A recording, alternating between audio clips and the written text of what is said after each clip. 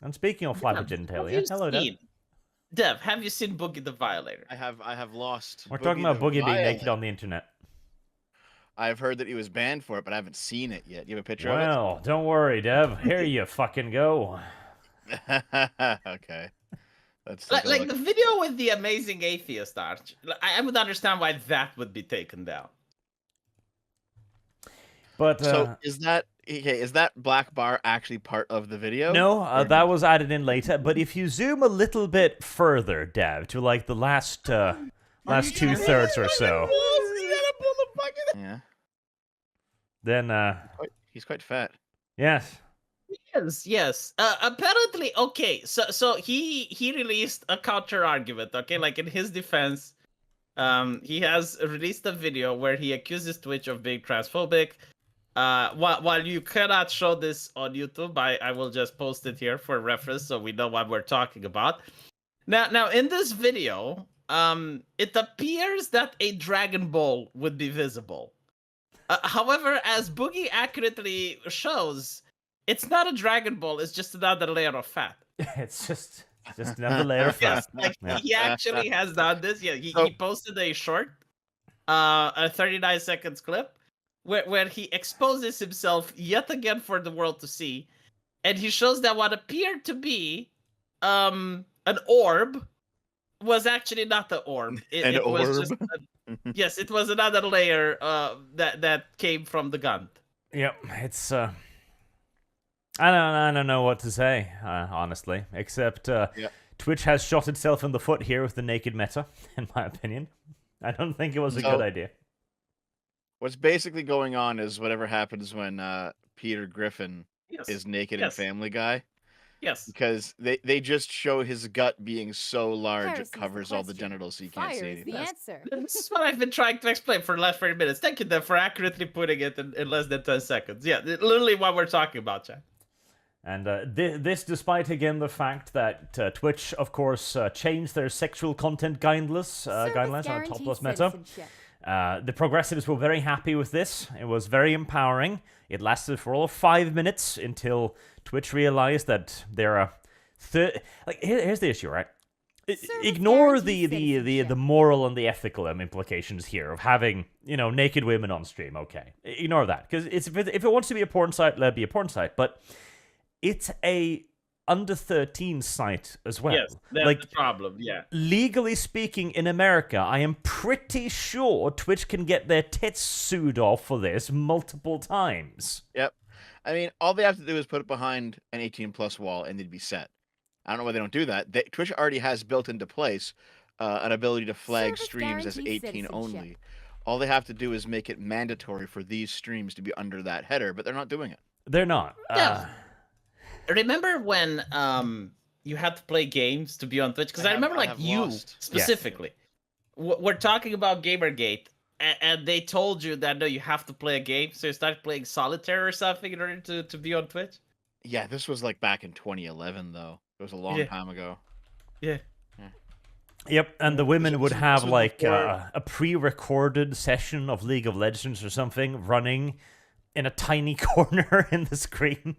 Wait, no fucking way. It was pre-recorded as well? Oh, yeah. Sometimes it was pre-recorded, yes. I didn't know that. Oh, my fucking God. That is, and I bet if you called it out, it was misogynismus. Well, here's the thing. Back in the day, when the just chatting part of Twitch first appeared, you had a bunch of women on Twitch say on Twitter, "Oh my God, thank God I don't have to pretend to be into games anymore. I can just talk to my chat." Yep, I can just be a prostitute on the internet without pretending. I don't know if you guys can remember that era, or do you? If you I can't find the tweets anymore. It's been over a decade now, but I do remember. I'm the one who brought it up then. Okay, hey, if you guys can remember, that's great. But there's not much proof of it anymore. Here we go. It's hard to dig up. I found a nice example right here. So this was the good old days of Twitch, where you see something I believe to be Dark Souls down there in the bottom corner. That was like the stream setup for a lot of what would eventually become the E-Thoughts. Like the game tucked away, unobtrusive somewhere and then an enormous face cam, and then chat off to the side. Although, to be fair, it is impressive that she had so many clothes on. Yeah, no, this is the conservative era of Twitch right here. And she was overly dressed for the occasion. You know what I don't understand? You speak leftism, right? I mean, you live and breathe it. Why did they call them sex worker when there's no real sex? Like just showing your clam and taking photos of it and uploading it on the internet, that's not sex. Like if I do that, I can't say that, oh, I'm not a virgin. I upload pictures on OnlyFans, right? Like it doesn't work that way. So why do they call it sex work? So here's the thing. It's one of those definition stretching words where like prostitution is included in sex work, and doing pornography is included in sex work, and then like taking racy pictures is included in sex work, and then just showing off your tits on a stream is included in sex work. And there's a lot of. So you're saying saying that when I was a teenager, right, and I was still a virgin, I could have taken pictures of my tits, put them on OnlyFans, and then tell all my classmates that I have done sex work. You have done sex work, yes. So it's one of those words where like you have these different levels that are all included under one label, so that you can do, let's say, the least impactful thing under the label while claiming the moral weight of doing the most impactful thing. So like, can we laugh at them when they do it though? Oh yes, of course. You should. In fact, I think you have a moral obligation to laugh at them. But like Zoe Quinn, for example, called herself or calls herself a sex worker because when she was like 20, she did a bunch of like nude shots for suicide. Is she proud of that? Well, it's not about being proud of it. It's about that if you're a prostitute, you gain some sort of social capital within like a leftist social system. Because like you're victimized. Isn't that like a low hanging fruit? Like surely they have other things that are more difficult to obtain so that you can have like some prestige. Well, that's the thing, though, is that they do this for a lot of things, right? Like they have on the left there are these labels that describe a series of things, and they use these labels because they can do the least extreme thing while claiming the morality of the most extreme thing. This is pretty common. In leftist speech. I personally prefer the conservative label for all of this because it's far more wide-reaching and far more apt. Whore.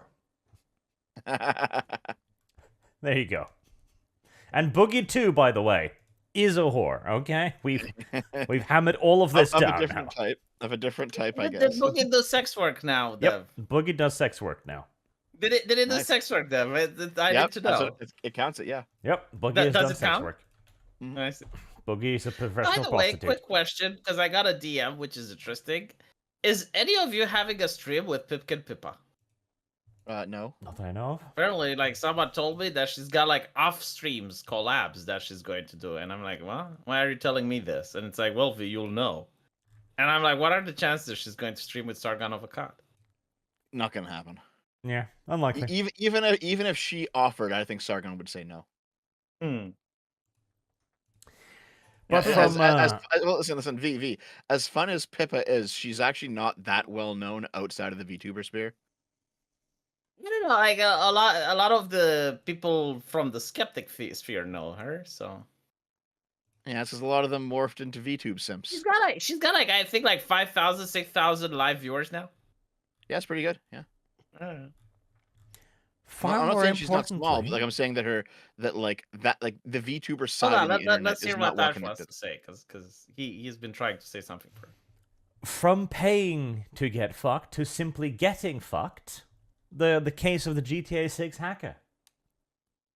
Oh, do you want to move on from this? Okay. That is a very interesting case. This was barely a side screen that you dragged out for too long. Okay. So apparently, I have more to talk about it, but okay. Well, apparently, all right, chat. I want you to imagine this. All right, like close your eyes and let's go to imagination land. There's this individual who's suffering from autismus, but we're not saying like autism, like he browses an image board. No. It's like when his lawyer says that he can't stand trial because he's autistic. Okay, so I want you to imagine this individual, and apparently he manages to hack NVIDIA, and then the police arrests him. He gets sentenced to court, and he is out on bail now. So I want you to imagine this Sentenced to individual, gold. right? Like he is very autistic, extremely so, and he is under police supervision at a hotel room, and using an Amazon Fire Stick, a mobile phone, and what appears to be the TV remote, he hacks into Rockstar while under police custody. Mm-hmm. I recall the story. Yep. Yep. Yeah. And steals their data. And steals their data, yes. The judge found it to be incredibly disturbing because he was also harassing a woman online. At the same time. He said it's a troubling, yeah, it is a troubling trend. And apparently the guy wanted to hack. Like he assured them that he can't wait until he hacks again. So the judge, the judge condemned him to what appears to be potentially life in a hospital, like a mental asylum. Well, I wouldn't be surprised if he uses the hospital EKG machine in order to hack something else. Yeah, see, that's the problem. This guy is a legitimate Rain Man level genius. Okay, that's the problem here. When he's sentenced to life in hospital prison, potentially life, because they get to keep him until the doctor says he's no longer a danger to society, etc. Right? So potentially in there forever. And this is psychological. Like, he must do this. He's the sort of Chad that, on the one hand, hacks GTA 6 whilst harassing a woman on the side with a television controller. Here's my other interpretation of this story, right? What if these companies, these multi-billion-dollar companies, when they hire people for cybersecurity, they just happen to hire the best of the woke? Because I am not going to buy the shit that a group of fucking teenagers are managing to hack into some of the most wealthy companies in the world, which are just taken by surprise in 2023. Fire is the answer. Like, look at these companies. They're releasing games that are broken on launch. Why do they do that? Because the people that they hire are fucking incompetent. They are the best of the best that the woke can offer.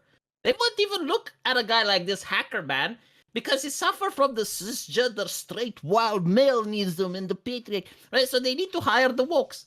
And the wokes are shit at their jobs. So this would be concerning because these companies have access to our data. When you want to play GTA, you're probably going to have to make an account and you give them your password and your email. And yet these companies are incapable of protecting themselves from some teenage fucking hackers that are in a room with an Amazon Fire Stick and a Xbox. Get the fuck out. I don't believe this. I genuinely do not believe this. You have a person who can't articulate sentences, so he can't even stand trial. And he manages to hack that, and you're telling me, no, he's hacker, man. Like, he's not. I don't think so. Like, why doesn't Rocksteady have their own hacker, man? I think that makes sense, actually. There's always been kids who have been like fucking around with companies. It was this way 15 years ago on 4chan. It's like that today, you know. It's pretty that like the internet was new. My question is, like, why can't these companies hire the kids now? Like, if the kids are so fucking good at hacking, why aren't they recruiting from the kindergartens? Well, that's because they have competition, V. This guy is going to go to the hospital for life. Conveniently, no one will ever hear from him again. And that's not because he's in the hospital. It's because he'll be probably in a CIA black room somewhere. You think? That's the thing. What happened? That's the trope, Arch, but like, do you think it actually happens? I don't think it's going to happen. And here's why. All the previous hackers that did this sort of thing, after they, spent some time in jail or paid a fine or whatever it was, they ended up getting hired for these companies to work. And a lot of them ended up having like pretty successful careers in cybersecurity, even without a degree. They don't need it. They're good enough, right? So I think that'll probably happen here. Happens all the time. A lot of them do unironically get recruited by the FBI and CIA, etc. too. I don't know, man. Like, he's not diverse. Did you see the photo of him? Yeah, I know he's not diverse. Commercial for the FBI and the CIA, like they don't go well together. I get it, but they'll still hire him. Definitely. I don't know, man. I don't think so. Unless his parents find the time machine and they learn how to fuck properly, they're not going to give him a job. We'll see. Maybe he'll transition, then they'll hire him. If he transitions, he may actually get hired. Yes. Yeah. Do you know? He's already got one psychological problem, so why not? Yeah, like imagine this, Arch. You're in a medical hospital and you're a doctor, right? And you have like this person that like this is not some shit you're trained for. You know, like in med school, you don't learn like, well, this guy is like hacker man and he's like pathologically inclined to hack. So what you do is you sedate him, right? Like he's now charming in his bed, sleeping. At any point you can free him, but if you free him, you need to put your signature on a paper, and now you're responsible if he hacks again. Like you're not going to pay a fine or anything, but it looks bad on your record. So my question is like, do you free him? No, he's probably stuck. Yeah, that's the problem. You know, like this is like one of the reasons that mental hospitals were a bad idea. Like why people in the U.S. concluded that mental hospitals are a bad idea. Because once you get in, it's very difficult to get out. And I just explained why. And to be fair, because I've seen a lot of people, turn this in the direction that if you kill someone, you get, 5 years in jail. But if you inconvenience a company, you're stuck for life. And there is something to that, because this guy should never have been put on trial in the first place. Like, if he is this mentally deranged, like if he has a pathological need to do this, he's criminally insane. Like, they don't actually have a right to judge him. Like, you're right, he wasn't put on trial. He was considered unable, mentally unable to stand trial, and they condemned him to the hospital. Like he technically is not a criminal. That was after he was already convicted and put in custody. Well, but like the first time they didn't think he was insane, and after he hacked again from the police room, like yeah, but he didn't get more crazy. Like, the guy's actually nutters, and he probably does actually pose a threat to society. Oh, okay. I figured out what happened. Right. So he didn't go to trial the first time. It's like, when you commit a crime, they arrest you and then they set a court date for you. Right. And he was out on bail. Okay. So while he was out on bail, like he didn't even go to the first trial. He was out on bail. And then when the trial actually happened, the lawyer said, well, he's unfit. He's crazy. Yeah. There was another member of the same hacking group, too, who was apparently found guilty in a trial. So maybe he'll get a fine or a jail sentence. Who knows?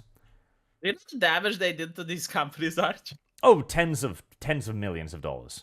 I don't know what fine you can get at that point. Well, fines are pointless regardless. Like, any fine beyond, like, what somebody earns in a year is in essence pointless. Like Alex Jones being slapped with $1 billion. Like, yeah, no, the way it works is that the government garnishes like a percentage of your wage. So like from now on, every time you get a job, it's like 40% goes to the government. Mm-hmm. Yep.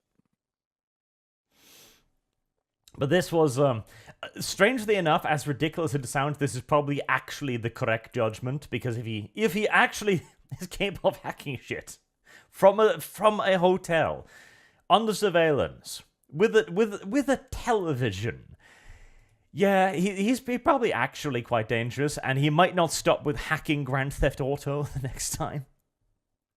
To bet that what actually happened wasn't that. I think like there are programs where you can operate your computer from the internet, right?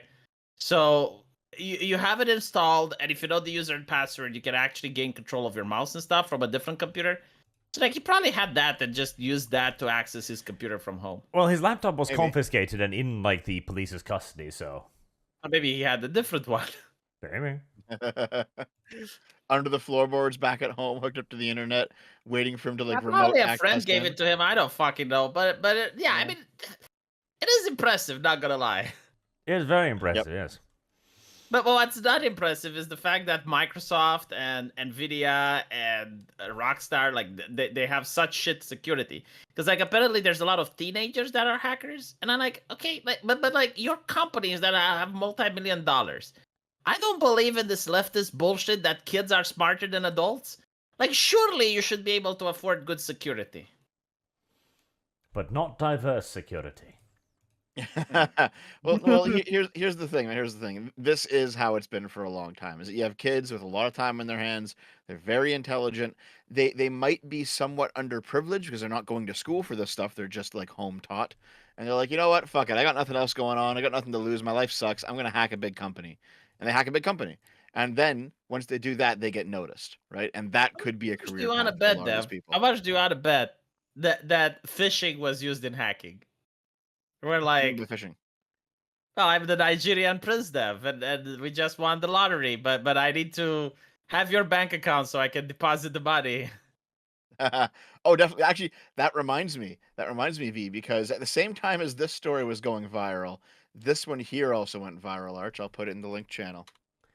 So there was a huge leak back in 2014 for what was then the newest Super Smash Brothers game, Super Smash Bros. For Nintendo 3DS. A whole bunch of unannounced fighters were leaked. It was a big fucking shit show back in I remember 2014. that, yeah. I Everyone's remember like, "Oh Jim my was god, how is excited it going?" about it. Well, it turned out that it was just the employee or an employee's kid who got a hold of it through his dad. It was literally my dad works at Nintendo, only actually real this time. And he wasn't he was called a hacker, but he wasn't a hacker, right? He just he just managed to, like, he was at work with his dad one day, or he got some files from his dad somehow, or whatever, and he leaked them online. Like, no hacking was involved, but he was labeled as a hacker, you know? Well, this was 2014. They probably didn't even know what a hacker was. It's like when the news show you like a rifle and go like, this pistol right here was used in the crime. You know what's interesting? Like, the people who made the I Love You virus, which apparently caused billions of dollars in damages, couldn't be convicted because the crime of hacking didn't exist at the time. Yep. Huh. Oh man, there was something. It was back in the 80s, and basically a guy with a computer decided to remote into a company's backend that had no security at all, because no hacking had been happening at all, and change a bunch of people's and it was like it was some sort of service that everyone was paying for, and it cost less in the in the night than during the day. So no, he changed the computer's clock around 12 hours so no one noticed, right? And it remained that way for like 3 months. And all of these people got way cheaper rates for all that. The company's profits started plummeting. Everyone's like, what the fuck's going on? It took them 3 months to figure out what was going on. And it was that case that led to hacking being made illegal for the first time. A company was inconvenienced. Yep. You know, like, well, in Romania, there was like another form of theft, which again, like, wasn't criminalized. Do you guys remember those phones that were cordless, but they were stuck in a wall? So, like, you had to put them in the receptacle of the wall. Yep. Yeah, like yeah. a range. Yeah. Yeah, and the thing is, like, if you have the same model of phone, I could go next to your house, talk on the phone, and it would load your phone bill. What, really? Yeah. So like, for example, if you had like a Sony model, right? So it's like technically it was a land phone, but it was you could walk with it around the house, right? And back then you had to pay per minute while on the phone. Like you were charged every single minute that you spent on the phone. So basically what I would do, well, you had like one of these phones, and you would go to a neighbor that had the same brand, and if you talk, like, he would pay for what you spoke. And it wasn't a crime because, like, it wasn't classified as theft. Like, even though it is theft, charging someone's phone bill wasn't considered a crime because it wasn't in the legal book. Like, it wasn't mentioned by the law. Romanian hacking. It's not really hacking because it's a phone, right? Like you're I don't know. It's kind of like stealing, V. You were stealing. It is stealing. No, like in the common language, but if it's not defined by the by the criminal code, then you don't get punished for it. Also, I didn't do that because we didn't have like one of those land phones. They were expensive. You had to have the same model as the person you are doing to. Yeah, there's what is it? I forget the name of the crime, but like for example, there's only so many key molds you can get for common locks, right? So it's very possible that, like, it might be hundreds or thousands of different molds for one lock maker, but you probably have a key for your house that will work on somebody else's house in your city, right? If that makes sense, because there's only so many molds. Oh, You just don't know you're right. You're right. Yeah. So like, if you go over to someone else's house, V, put on your headphones. I can hear myself through you. How could you not hear yourself up until now? It just started. So fucking weird. Like I tried to make sure. Oh, is this low enough so that they don't hear? And apparently now it started. Okay, fine. It just Headphones started. on. Sorry. And anyway, if you have the key to, like, there was a robbery that happened here. I think back in the 70s even, where like the guy had the key to somebody, like his house key fit into someone's house down the street. Yeah, it's not breaking and entering. It's just so it's not breaking and entering because you went in with the key, right? And yeah. they had to like have a different crime because just because what you have is compatible with theirs doesn't give you the right to enter, right? So that law ended up like being applicable to, you know, what you're mentioning, where like your model of phone will work on their line. It's still like trespassing, but it's not breaking and entering. I agree. Yeah. A Romanian and a Canadian discussing how to steal things isn't technically illegal. You're telling me that Norwegians don't fucking steal shit, Arch? Like we don't know. You don't have like thieves in prisons? Nope. Why? Because we don't What's steal. wrong with you? All of our thieves come from Poland and Romania. You'd be like, don't you want that adrenaline boost when you're doing something that? So this is why you're not letting Dev have fun in Dungeons and Dragons, is it? It's your fucking Norwegian bigotry. Norway does not even have prisons. You know, like I actually have a plan to help Dev steal that shit. Yep. My country is a perfect utopia. You don't have anything worth stealing, Arch. That is also true. Like, if everything is central bank digital currency, like, what the fuck do you steal? We have practically abolished money, it is true. But there's been another big hack, though, recently, and that was Insomniac. Oh, what's going on there? This seems to be the week of the hack or something right here. As the Insomniac thing, it's not even done breaking yet. It happened like 4 or 5 days ago. There were terabytes of data leaked out of Sony and Insomniac, and people are still going through it. I think you covered this, V, where it came out that Spider-Man 2, the Miles Morales game, cost like, was it $300 million or something? Yes, $350 million to make. Yes. Wait. Arch, don't scroll up. Wait. I just gotta point this out. Okay. On the sidebar of that page, Taiwan man fined for calling woman cart titan on social media. Yep. Yeah, I discussed this with a friend of mine that's Taiwanese, and he was like, "Oh yeah, no, absolutely. I mean, you should arrest people for doing that." And I'm like, "That's fucking hilarious." Okay, sorry. Go on. The worst thing is that they don't actually show a picture of her, because like I was curious, like, well, like what if she actually looks like the? What if she actually looks like a cart titan? Yes. Yeah. You know, like that face that hentai artists make when a woman is sucking, like the worst. Yeah, I know what you're talking about. The anteater face. What if she has that face? Then she looks like the cart titan. The odds are that she did look like a cart titan, and that's why she was offended. She did. There is no fucking way you get ass hurt unless you actually feel the insult. Okay, so regarding this, I have not looked into what's in the leak, but I have noticed that a whole bunch of, let's say, more progressive-leaning people who report on games news, they are refusing. They're taking a moral stance. We will not look at this hack material. Yeah. I know that we're journalists, but it's not appropriate for us to discuss. We will not hurt the multi-million-dollar company which sponsors our channel every now and then. Yep. Which, by the way, is fucking ridiculous, because these same people, in other circumstances, when it benefited them more directly, do you think they report on leaks all the time? Do you think if the coffin of Ashley and Lele would have been hacked, Dev, do you think that they would be like, of course, we stand on moral ground? We would never. Yeah, it's kind of ridiculous. Actually, there's one thing I do want to show you about that angle, Arch. I'll look it up real quick, but give me a second.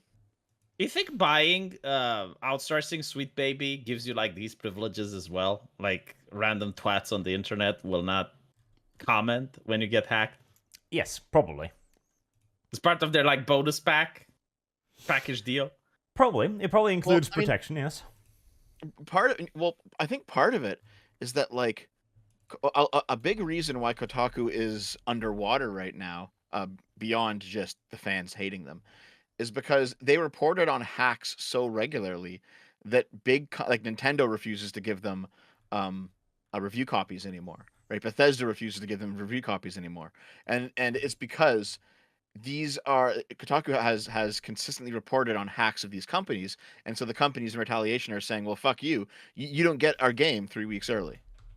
You know, I think it's it like, was well, just like reviewing on that's hacks. That was the problem. It was also like accusing them of sexismus, misogynismus, slatismus, and all I the mean, other shit. maybe, but they reported on a lot of hacks over the past decade. Like Yeah, but they've like been usually the hacks consistently. that but the hacks that Kotaku reported on were already like in the internet sphere. You know, you go to Angry Joe's channel, which has like 2 million viewers, and he was talking about the hacks. Oh, it is a mean to pressure companies as well. Absolutely. Like, it is a way to try to keep them in line, because technically, this is one of those legal problems in the law, right? Because you're allowed to play a game and have it be transformative, etc., and you can show off gameplay, etc. You don't even need to be playing it. You can show off like marketing material, so on and so on. If this is the legal framework, then showing off leaked material isn't really any different. It's still just gameplay being played. The difference is that this hasn't been officially released, essentially. But there is also no real mention of that in any of the transformative systems either. So this is kind of one of those, how do I put it? Where the law has evolved. Gray area. Yeah, it has evolved to become protective of the thing because company likes the thing. Yes. But the Insomniac leaks have been enormous. The cost of it, the Spider-Man 2, despite being a big success, at least amongst the progressive reviewing class, is probably going to lose a tremendous amount of money, which is also why Sony is looking to sell Spider-Man 3 in 3 parts, each costing $50 for a total sales price of $150 if you want the full game. This sounds like when Assassin's Creed 2 turned into its own mini trilogy inside the trilogy. Mm-hmm. They've also been exploring raising the price of basic games. So we recently had the price from $60 to $70, the standard, right? Sony is trying to raise it to $80 to $100 per game now. Yeah, see, I hate to side with the corporation, but they're probably correct. Last time we talked about this, maybe a month or two ago, Arch, I mentioned that games back in the 90s cost $60 back then.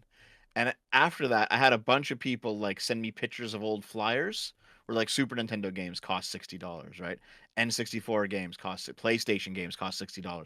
And if you know, in the 90s when money was worth significantly less, or no, significantly more than it is now, if those games cost $60 and games now still cost $60 or 70, you know, it's like it seems like it hasn't kept pace with inflation. I don't agree, because, like, in my money, the games today are worth almost exactly the same, and the development costs are massively offset by the fact that they aren't physical products anymore. If they were physical products, if they required the logistical chain, the printing, giving out cuts to storefronts, etc., if they still required all of these things, I would agree. But the means of producing games, both in producing them directly as in pre-made tools, the way of distributing the etc., the size of the market, the expected sales, all of these things have gotten cheaper and easier. We should not be paying physical prices for a digital product, especially not a digital product that we have next to no legally defined rights over. Well, one, you can still go and pick up physical copies of all these games at GameStop. I mean, I have my PS5 discs. They're still discs, yeah. Sometimes on like consoles and stuff. Mm-hmm. Secondly, I just looked it up. I decided to do a conversion. $70 in today's money in 1995 is $138. So if you're, basically, if you bought a $70 game in 95 and they were 60, not 70, you'd be paying 138 today, and you're not. You're paying 70. So there's definitely been the inflation has taken its toll on video game prices. I know one guy, like a lot of guys in the chat are just saying, Dev wrong, but like one guy said, listen, back in the day, I would spend months on a game, so it made more sense. It's like, well, that's just because you're older now. Now you have more time, right? You're not going to school. You have more money. Like, it's different nowadays than it was back then, right? No, so I'm actually playing old games now, and I want to say it's not rose-tinted glasses. Like, old games are actually really good. Yeah, like I agree. Yes, this is a minor quibble, side quibble, but yes, you did get more for your money. I mean, I'm playing Baldur's Gate 2. Well, I played it before Baldur's Gate 3 came out. I think I spent like 2 months on it. I mean, it's huge. Yeah, it's a huge game. Well, I did play it on the last level of difficulty, so there was like a lot of bullshittery and like some things that you consider unfair. But you did get your money for your buck. Yeah. And I'm willing to bet that if I were to play other old games like the Mass Effect series and they are very rich and like they're games that have a lot of content that you can spend 1 month at least on one title. I don't think it's like you had more time or you had like no. So at the same time, though, Arch, you are also correct in that there is an offsetting cost with advancing technology, right? Now that it's easier to make games because you have all these new tools and all these things like that, right? It's easier to make games because you can get asset packs, engine packs. It's easier to find people online. Yeah, to it's work how on the I games. did it. Yeah. So there is also that's also an aspect against my position, right? So, but here's the thing: if you look at a game that looks and plays like a Super Nintendo game, so like an indie game, right, that's being sold right now, you're probably going to find it online on Steam for like $20, okay? And that's roughly the equivalent of what it would be at $60 on the Super Nintendo back in the day. So like, it seems like things are pretty good. Maybe like the AAA games, if by the way they were better quality, they could probably be a little bit more expensive, and I'd be fine with it. But yeah. This is kind of how things go. Quality argument is the big thing, because the thing is, Spider-Man 2, I haven't played it because I'm not really that interested in playing as Miles Morales, bad-mouthing Peter Parker, but $300+ million. So this is greater than the budget for a full-fledged Marvel movie, right? It is ridiculous. It is so far beyond the pale. And even with this enormous of a budget, you get a game that's good. Maybe it's even great, but the cost simply does not justify the investment, as is described by the fact that it's going to have to cost $150 and be sold in 3 parts for the parent company to think it's valuable. And like $150, man, that's a lot of money for a video game. I played the first Spider-Man, and it was kind of cool at the beginning, but then it gets so fucking repetitive and boring. And there's another thing that I don't get, right? Like, I understand a lot more about game development now, because I'm making my own. And the difficult part is like actually coding the thing. So it's kind of like coding the boxes, the mechanics. And once you have like the mechanics, then you add stuff for those mechanics. And once you have like your game, like once my game is out, if I just swap the assets, like I have like different maps, different characters, different levels. The answer. It costs so cheap to make a new game, and it's like it cuts development time by half. I don't fucking understand how they spent like more than 4 times the same amount of money like they did for the previous one when the games are so similar. Like, well, I just don't get it. It's mostly incompetence. Straight up. It's cronyism. Like, Creative Assembly, my favorite example on this, had 800 employees, and they were producing products inferior to Medieval 2.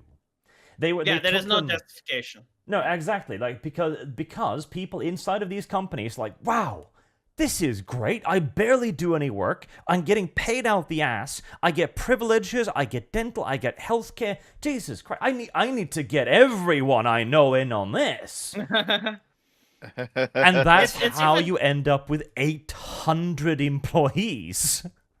No, you're right. And it's a little bit even more than that. It's as Elon Musk said, you have like 5 people that are supervising that one guy coding. So here's the thing. let's say we take all of these factors and kind of, lay them out on the table, right? Inflation saying that games, all things being equal, games should be more expensive. Okay, I understand that. Game development getting cheaper, so it doesn't need to be more expensive. Okay, I understand that. The quality of games, especially AAA games, being shittier.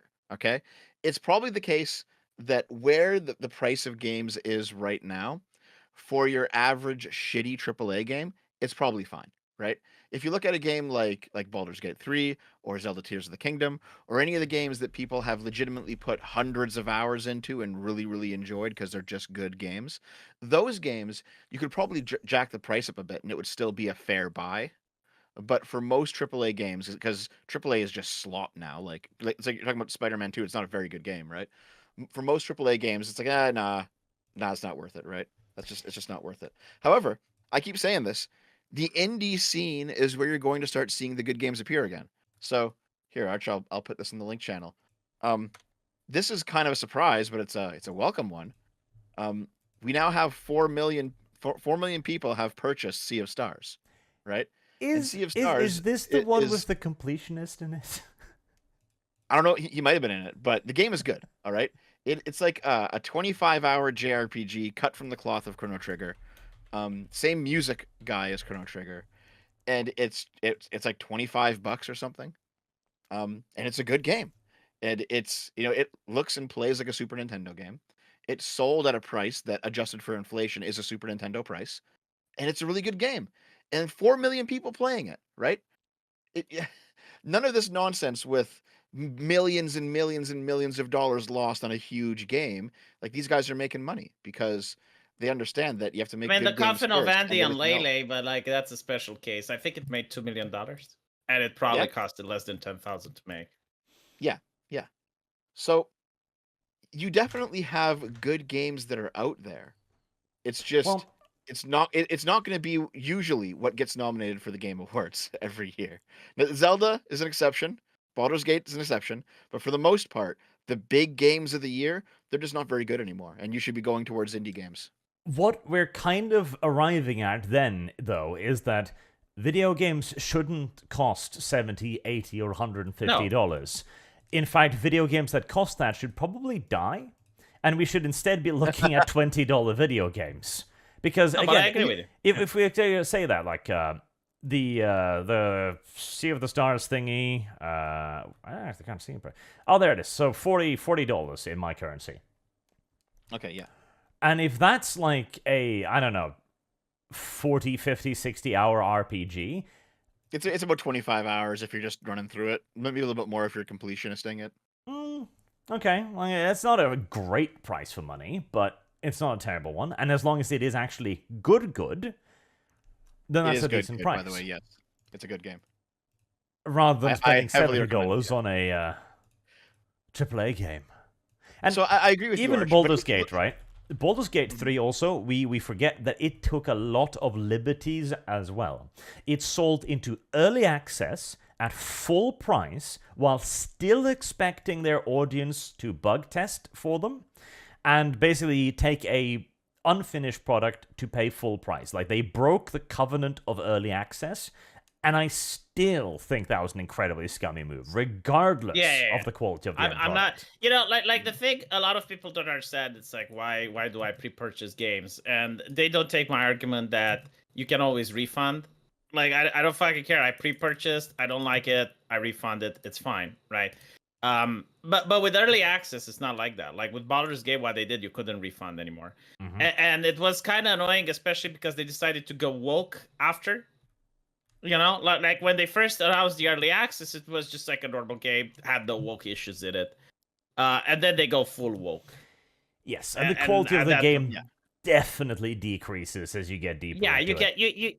You can see. I think like they changed the team or something. Like it was probably not the original team members.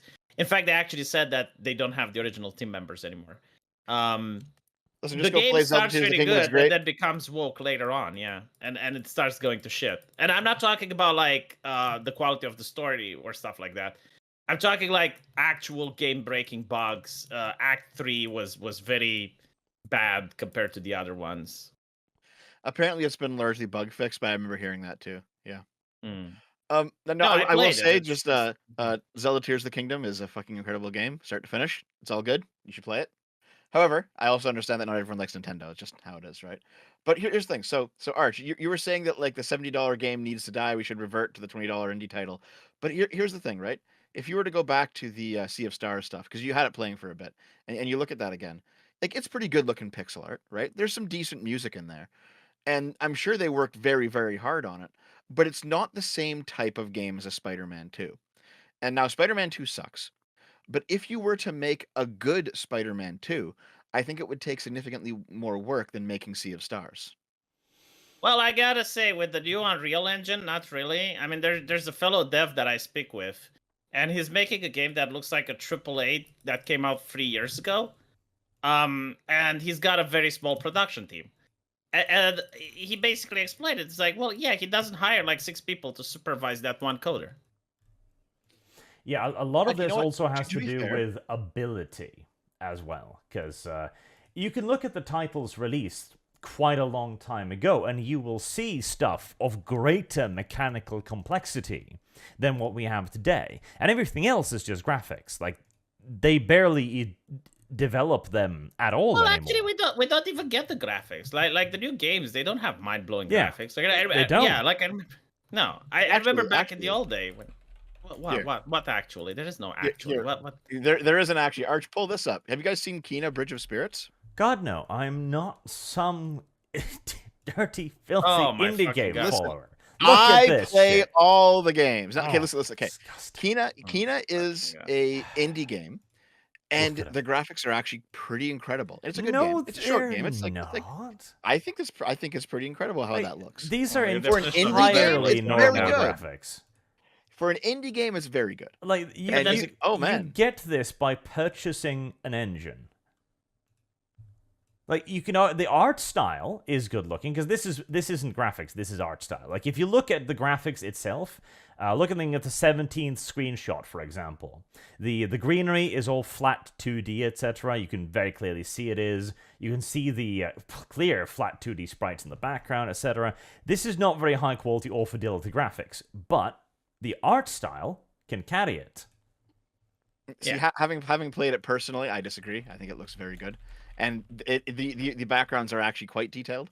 But the point is that you can definitely make, a game that doesn't have to be 2D pixely Super Nintendo reminiscent with an indie studio and have it actually look pretty good. Yeah, because you can purchase the tools to do so. It's a good game though. You should play No. it. Absolutely not. Plus, it looks like a little Sami girl. I don't like those.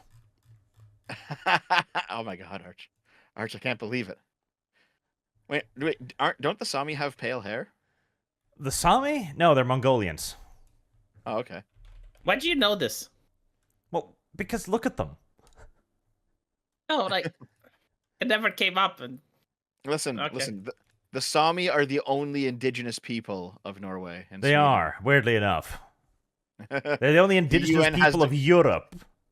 Yeah, the UN has decreed they're the only indigenous people Yep. in Europe. They're the only indigenous people in Europe. wait, no, Yes. I'm indigenous to you. No. You're a dirty, filthy invader. Hey, Romania, aren't you, like, you're barbarian. Yeah, you're probably Hunnic or something weird like that. No, it's the Dacians that got absorbed into the Roman Empire. I don't know about that. I'm pretty sure I learned my history. I don't know about that. When I did my video on like what indigenous is as a status, it's very clear that left-leaning people just view the word indigenous to mean living like a prehistorian. Well, Really? indigenous like means living with savage. animals, wearing skins, like living in the wilderness, basically being a barbarian. That's what indigenous means. Yes, that's And what so indigenous if you're like a means. modern person, you're not indigenous. Yeah. But the Aboriginals are pretty modern. Not the stereotype of them. Oh, so it's like the stereotype. Okay. Yeah, it's fucking stupid. That was one of my better videos, I think. But it's so stupid how like the UN and like how left-leaning people view what indigenous is. It's very dumb. The $70 video game must, nevertheless, die. I'm not fully convinced. I That's the only way forward. I understand your argument, but here's the thing: if AAA games returned to quality, I would be happy with them at the price. They can only do so if they die. Maybe so. Maybe so. They must be eradicated. Maybe we need another gaming collapse, and then after like a 5-year period, it rebuilds, and they can bring the price back up again. We need to habitually and occasionally burn down gaming and entertainment in general, allowing it to rebuild itself. So, one of my mods said that there will never be another gaming collapse because basically companies have realized they can market to normies, and they'll just keep getting money from normies, and actual gamers will be consistently left behind. And the only thing made for us will be indie titles, which is probably true, to be honest. No, because there aren't enough normies that are interested. Like a $350 video game, it simply isn't marketable, and the normies aren't going to pay $150 for that video game. Like, the normies primarily got into video gaming because, one, it was popular, and two, it became relatively affordable for them. Like, this was largely due to rise in console gaming and the social acceptability of it as well, and the relative ease of getting a gaming computer. Because back in the day, gaming was quite an exclusive hobby for the simple reason that you constantly needed to upgrade your hardware, because there were constantly new things being added.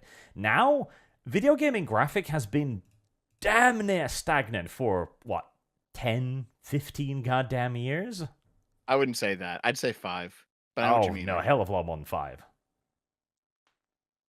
We're probably closer to 10, honestly. Like, the last game I saw that looked like an actual, like, a step forward in graphics was parts of Cyberpunk 2077, probably. And even then, the steps forward weren't big. Like, they were nothing like the move from Crysis, when that first came out. Mm-hmm. I know what you mean, yeah. I have lost. I mean, hell, Crysis still looks great today. When was Crysis released?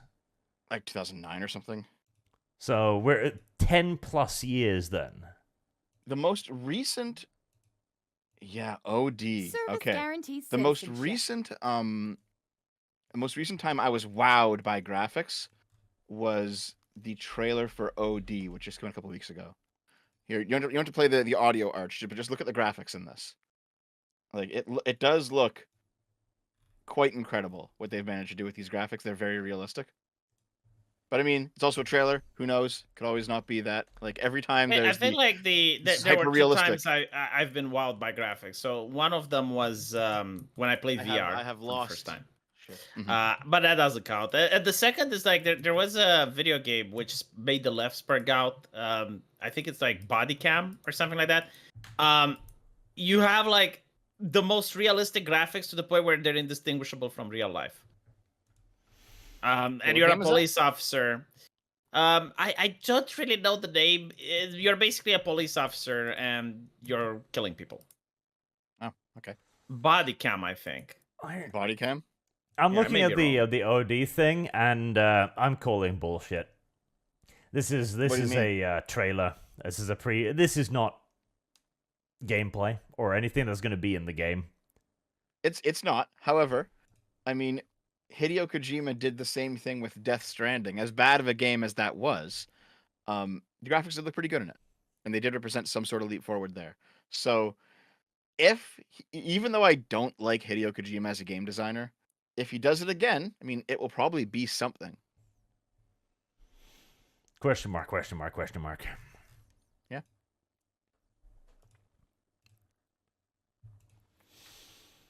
Very big question mark. I think Dev should be attacked for this. Okay, yeah. Alright, let's go through some of the super chats as well. So I can find out what window I put them inside of. Did someone in the chat actually think Death Stranding is a good game? Are you kidding me? I heard that they patched it and stuff, but I don't think they managed to make it good. I mean, it's so fucking pretentious, isn't it? Yeah. It's interesting, but it's not very fun to play. It's a game that I wish that I could like, because the world is like kind of interesting. The world building, the characters is all kind of fun, but like the gameplay itself is just you're just an Amazon delivery man. That's all it is. There's I mean, nothing don't get to it me other than wrong. delivering. There's people that like to play Truck Simulator and shit like that. So Yeah. Yeah. it's not necessarily like just Pointless because. menial tasks can be quite amusing to some people. Yeah. I mean, to be fair, that is what Stardew Valley is, and a fair amount of Project Zomboid too. And those are great games. So yeah. Well, except the Zomboid one, yeah. Oh, really, V? I fucking hate it. Like Arch made me play it. It was the most disgusting game that I ever touched. Is it because you kept dying instantly and couldn't really get No, anywhere? the opposite. It was boring as fuck. Turn up difficulty. I mean, I was playing with Arch. It's not a single player game. I mean, it is, but Heresy's the I didn't play question. like that. Fire is the answer. Zomboid's great. Up to Yeah, it's this fun. game, I don't know why you did that to me, Arch. Why did you make me play that shit? I don't know. I've forgotten about this. Remember, it was with Kibbs and the others. They were nice people, but like the game was shit. Was it? God, I remember nothing about this now. You gave me like a car, and I think like we went to kill something on a highway. It was boring as fuck though. Anyway, I'm enjoying playing it with Kibbs. Kibbs is fun to play with, yes. Except for Project Zomboid. Uberkaiser 1914 says, a bookie nude stream should be considered a war crime. And it was. He was banned for it. Marked ashamed. F Google. They play ads on members as well. Of course they do. I remember this was one of the things that was the earliest requested stuff, like for subscriber content and stuff like that, or supporter content and such on, was, hey, can I turn off running ads for people who support me directly? And they kept going like, oh yeah, well, this is a feature we're working on. That was years ago. It's not a feature they're working on, because they would like to charge you twice. In fact, one thing that I've realized is that even if you turn ads off on your stream, they'll still run them. You just don't get a cut. Yes. Really? Yep. Even if you get banned from the AdSense program, they'll still run ads on your video. You're still going to. I think they do that for 1 month though. So here's the thing, right? Because sometimes I stream, there's going to be some people in the chat who are like, Dev, there's constant ads every 5 minutes. What are you doing? It's like, it's not my fault. Listen, I can set the ads to run every 30 minutes. That's the maximum amount of time I can put in. All right? That's true. Yeah, and then you have to click to stop them. Yeah. But what they're doing is an ad will run, so they'll refresh the page, and then another ad will run, and they blame me for it. And it's like, listen, I can't turn this off. This is YouTube at this point. There's no more no ads option. Because like if I disable monetization, I just don't get paid for those ads. They'll still run. So, it is like, all or nothing. I wonder if YouTube is losing that much money that they're so desperate. Well, they haven't been profitable for a while, and everyone is trying to catch up to YouTube right now, because YouTube has maximized its monetization very effectively, and so everyone is trying to do the same, because YouTube is probably finally becoming at least somewhat profitable, and that is after, like, what, super chats, super thanks, ads every 30 minutes, up to every 2 minutes if you really want to hurt people. Oh, the manager that fucking calls you on your phone. So here's the thing, right? YouTube, I think didn't post its first profit until 2021. It took that long to finally become profitable, to actually make money. Mm-hmm. So they're just hitting profitability in the recent years. You know, like if you get into the YouTube partner program, right? They have, and then the partner contacts you, but like you don't respond, like you ignore them or whatever. They eventually call you on your personal phone. Oh, do they? Yeah. Oh. And do you know what they tell you? What? To make more shorts. They do tell you that. Well, here's the thing. You actually should probably be making shorts if you want to do YouTube, to be honest. I don't know how. I mean, I know how, but like I don't have the creativity to make them. So every time I've posted a short, a whole bunch of my videos get boosted in the algorithm and they get a bunch of new views. like main videos. So they're incentivizing you, even if your shorts get like no views, as long as you're posting them, the rest of your channel gets boosted. So yeah, I know, but I try it's to do like, shorts, yeah. no, I get it, but like you need to have like some sort of idea to make the short. Yeah, I mean, Just do what Boogie did. No, because then I get banned. Yeah, get naked. Well, no. Okay.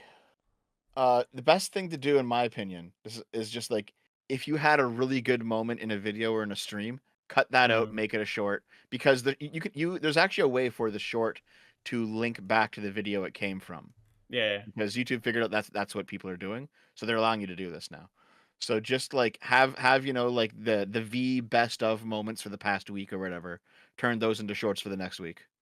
Do you do shorts, Arch? I pay other people to try and make them for me.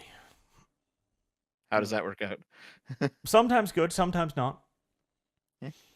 Mr. Twisted Frenzy says, well, Arch, back in a second. It took me 5 days, but I finally managed to get through that debate you had on gatekeeping. And all I have to say is that you have the patience of a saint when debating leftists. I do. I'm a good human being. I'm not like Dev who screams at people. Adam and Friended says, daily reminder, the Dev is commie, the is furry, and a woman. Arch is based. This too is correct. This is an accurate estimation of the situation. Dev is also a bridge across which communism flows. Mark Deshem says, history shall be replaced with chronology. Probably. See, that's a good idea, yes. Let's just go chronologically. We'll ignore most things. No, that's how we can actually censor the stuff properly, though. We just overload people with information. Like, if you want the news, you have to read through everything that happened during a day. I like that. The Wholesome Edit, head pats for V for budgeting enough time. Oh, good V. And Zontar, Dev, I told you The Last of Us 2, Spider-Man 2, and Final Fantasy 16 lost money. He probably still heard that, even whilst he's on the toilet. Why does he shit so much, though? I mean, Boogie doesn't shit so much. I don't know. Have you kept track of how often Boogie shits? Well, he manages to have streams where he stays consistently at the computer, so... Yeah, that doesn't mean he isn't shitting himself. No, because if he was, like, you would hear it. No, not necessarily. Like there's get those mental images out of my head. There's several layers of soundproofing between him and his asshole. Yeah, I think he could shit himself quite handily without hearing it. I would be very comfortable if we move on to more interesting topics. I mean, this one is interesting as well. It's just that it creates different types of sensations than I would rather, you know. Yeah, disgust is not something that I enjoy. So plus, I want to point out that with his flabs, he probably has mold. It is possible. I have seen it in the hospital that some people who are overweight, they do have mold. In between the flabs because they don't wash it properly. Yeah, I mean, I don't know if it's that, but like it is a thing that happens. Yes. Oh, it absolutely is because like mold likes dark, wet places, and in between a fat person's flabs, you can hardly find a darker or wetter place. What if women have mold in their vagina then? They do. Like, vaginas occasionally, quite often get yeast infections, for example. Yeah, that is true, but that is not mold. It's a form of it, kind of, you know? It's a problem that some women with massive tits have as well. Because, there's flabs underneath them where things can start to grow unless they clean them frequently. My wife has massive tits and she doesn't have mold, Arch. Have you checked? Yes. Okay, well then keep checking and keep washing, so it doesn't start growing there.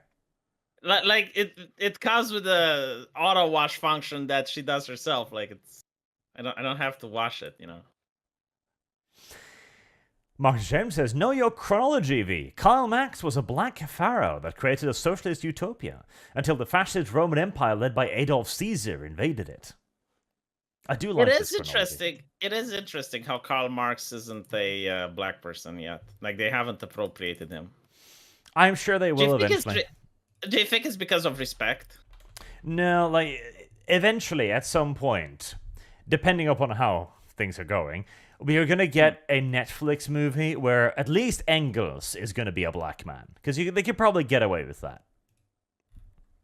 It is interesting how Karl Marx isn't black, though. Like, up to this day, I'm shocked by this. Because, like, you think, like, it's also interesting how they don't make, like, Captain Planet as well. Because it's, like, the most woke shit that has ever been made. But for some reason, they don't. These flat desk Pepsi says, now we know what Noms sees when Dev is naked. By the way, Arch, did you know that they're making a SWAT Cats TV show? I do. Do you know what's concerning? The fact that they're making it in this current year? No, the fact that it actually looks good. Well, I don't know about that. Remember, the He-Man trailer looked pretty good too until then Oh God, why are you reading it for me now? As they released the product.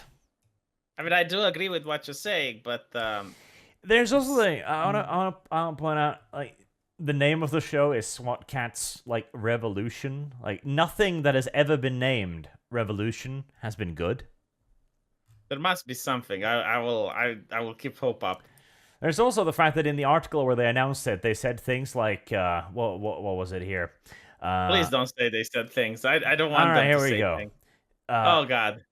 The series will feature a whole host of new characters fighting alongside our heroes. What kind of new characters could they add? I don't know, but that doesn't sound that bad. That sounds like diversity. No. I don't know about that. No. I mean, look, it's fine. Like, it's a new generation. They can have, like, maybe an Ushikushi cat lady, maybe a bunny girl. They had a cat lady, but she was the wrong color, so I'm imagining she might be shaded a bit more this time around. She was the daughter of the general, yes. Yep, she might get shaded a little bit. No. Come on. I think so. No, why are you like this? No. I think so. The Real Wholesaler says, hey, Dev, did you see the ruling on Ontario about groomer being hate speech? It is, though, because you're accusing them of a crime, right? So when the left calls you sexist, misogynist, racist, bigot, that's fine, because those aren't crimes. Those aren't crimes. Yes. And it's Canada. They're cucks. Mark James says, you know your Crawl GV comments with Black Pharaoh? I didn't know that. Help me. How did I skip that one? I'm so confused sometimes. And we'll write that down for Dev. Lord of Possum says, when will Dev show us his meat apron? As soon as you ask him to, I would imagine. Like, if you request it, I'm sure he'd be willing to show it.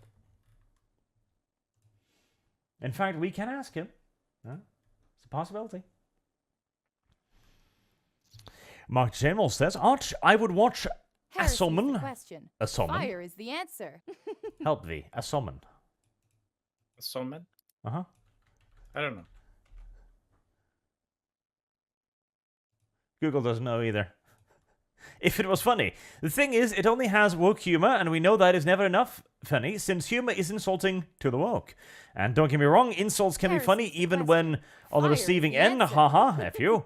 But not every insult is funny. A summon. To be honest, Society of Magical can't say their words on YouTube. You can say Negro. There's so many people that said it. It's fine. I said it. So V, you're always like, Dev, you can't talk about this on Arch's channel. Do it on your own. Yeah, but like I did it on my own. Slurs. I literally did it on my own. It's fine. Yeah, well, I do it on my own. Oh, well, let me say it. V, because listen here, the movie's going to come out. It's going to get review bombed to shit and back because it's probably going to be bad. And then YouTube is going to look at every single channel that covered it. And they're going to look at them and go, racist. Mm-hmm. And when all of you are gone off the internet, I will still be here and be like, you see? Told you it was a trap. I think you're over-exaggerating. Okay, so, Arch, you sent me Holtzinator's super chat. I did. Where it says, Hey, Dev, did you see the ruling in Ontario about groomer being hate speech? Do you want me to talk about that? It'll take a minute or two. Go on. Oh, okay, my God. We gotta explain it, V. You can't just but fucking like take it. it doesn't need to be explained in 2 minutes, Dev. Like you're Okay. shocking me when you say that. Okay, fine. Right. How Holtznader described the situation, that isn't how it is. There you It go. isn't how it is. No, it is true. Yeah, it's not how it is. That's not how it is. No. Service guarantees citizenship. They're basically making it. They're making it like slander and libel. You're throwing aspersion at my Holtzy. Well, Holtznader should resume super chatting to me more often. Then maybe Same. I'll avoid Yeah, doing Holtznader. You know, like if you want some love from us. Okay, here. I'll tell you the story, the TLDR of it. Okay. Right. So, basically, you have a guy who was targeting members of what Canada calls the 2S LGBTQIA plus community. Okay, yeah, we have 2S at the start of it here in Canada, and he was calling them groomers. Okay, and so those people decided to sue him for defamation. Okay, because they weren't groomers, they were just some flavor of LGBT whatever. Okay. It's like, we're not groomers. They were drag. I think they were drag queens. It's like, we're not groomers. We're just drag queens. We're not doing things with kids. Why are you calling us a groomer? This is slander. We're going to bring you to court for slander. So this guy turns around and uses the anti-slap law against the suit. Now, for those of you who don't know, the anti-slap laws are things that a lot of Western countries have. What does SLAP stand for again? Strategic Lawsuit Against Public Participation. What it basically is if you believe someone has maliciously filed a lawsuit against you in order to stifle your speech, you can hit them with the anti-slap law, which says, no, the only reason that you filed this lawsuit against me is because I'm speaking and you don't like it, and your actual intention with this lawsuit is to silence me. So the guy who called them groomers, once they went after him for defamation, he retaliated with the anti-slap law. And the Ontario court said that no, this doesn't apply to the anti-slap law because they're clearly not coming after you just to stop you from speaking, because there is a case against you for defamation because these people, they aren't groomers. Yeah, so. But then the judge had like more personal opinions where they basically say like, yeah, this is groomer is an anti-LGBT slur. I have yes, yes. So there is a place in rulings for judges to put in their own personal opinions, which they do all the time. However, in terms of the actual like legal weight of the argument, it was basically to say that no, you cannot stop this defamation lawsuit by using the anti-slap law. It did not actually declare groomer to be hate speech. That's how like right-wingers are reporting on it on Twitter, but it's not what it is. Yeah, but let me put it this way. As a Canadian, I would heavily disadvise you in order to use groomer as hate speech. I'm still going to call them groomer. I don't give a shit. If they are groomers, I will call them that. I don't care. Okay. So, speech is illegal in Canada. What else is new? Water wet? That's not what it was. Arch! Was Hitler a socialist? Are there obvious things? There's like... So, like, if people in the chat saying they are groomers, I mean, am I a groomer because I'm bisexual? I guess. Well, the answer is no. Yeah, but I have yet to see someone being called a groomer just because they're gay on Twitter. Like usually, it's when they did. Did you? I've seen people who are trans and done nothing else get called groomers. So it's like that's fucking ridiculous, dude. No. Too much. It's usually when they're defending like left-leaning policies to teach kids LGBT shit. You know, it's usually like that. Well, the point is that when I see people just get called groomer for being gay or bi or trans, which I have, and I have experienced a couple times as well, I think that's too far. That's ridiculous. That's obviously not what groomer means. You can be a trans person or a gay person and not be a fucking groomer.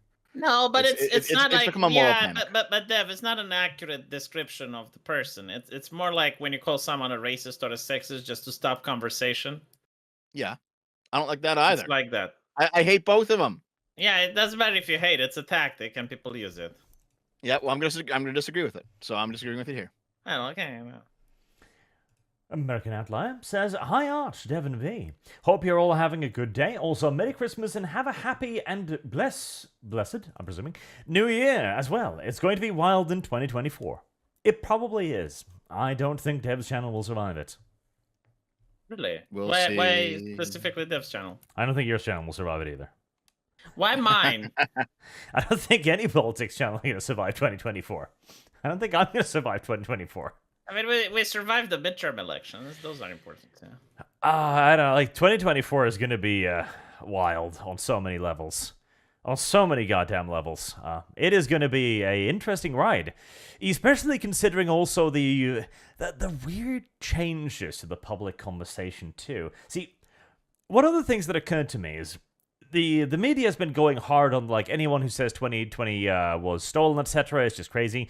I'm wondering if that was YouTube's tactic when they decided to allow people to talk about it, hoping that people would screech really loudly so that normal people would be freaked out and go like, what do you mean? That's nonsense. It wasn't stolen, you crazy person. I don't know. But what I do know is that there is a case in Germany now, and YouTube said like you can't call the German election stolen. And it's like, well, so it was stolen. I don't know. Well, didn't something come out recently about how it actually might have been? There was like a whole bunch of... There's a judge. Yeah, no, that was actually a thing. So YouTube said that this was a thing YouTube did. It was talking about how you couldn't criticize any election. So it was the Brazilian election, the German election, etc. And it has turned out that the German election will need a partial repeat over what we call polling glitches. Oh, glitches. Yeah. So here's the thing, right? The difference between that and the American election is that there was actually evidence found, and it's like, oh, we actually found this, and oh, it actually went to the court. Oh, it was actually confirmed. It's like, oh, it's it went to court. Wow. Yeah. Listen. I followed all the 2020 I'm glad it went to court and they here didn't as well. go anywhere. Arch, did you follow them? I'm glad it went to court here as well instead of being dismissed.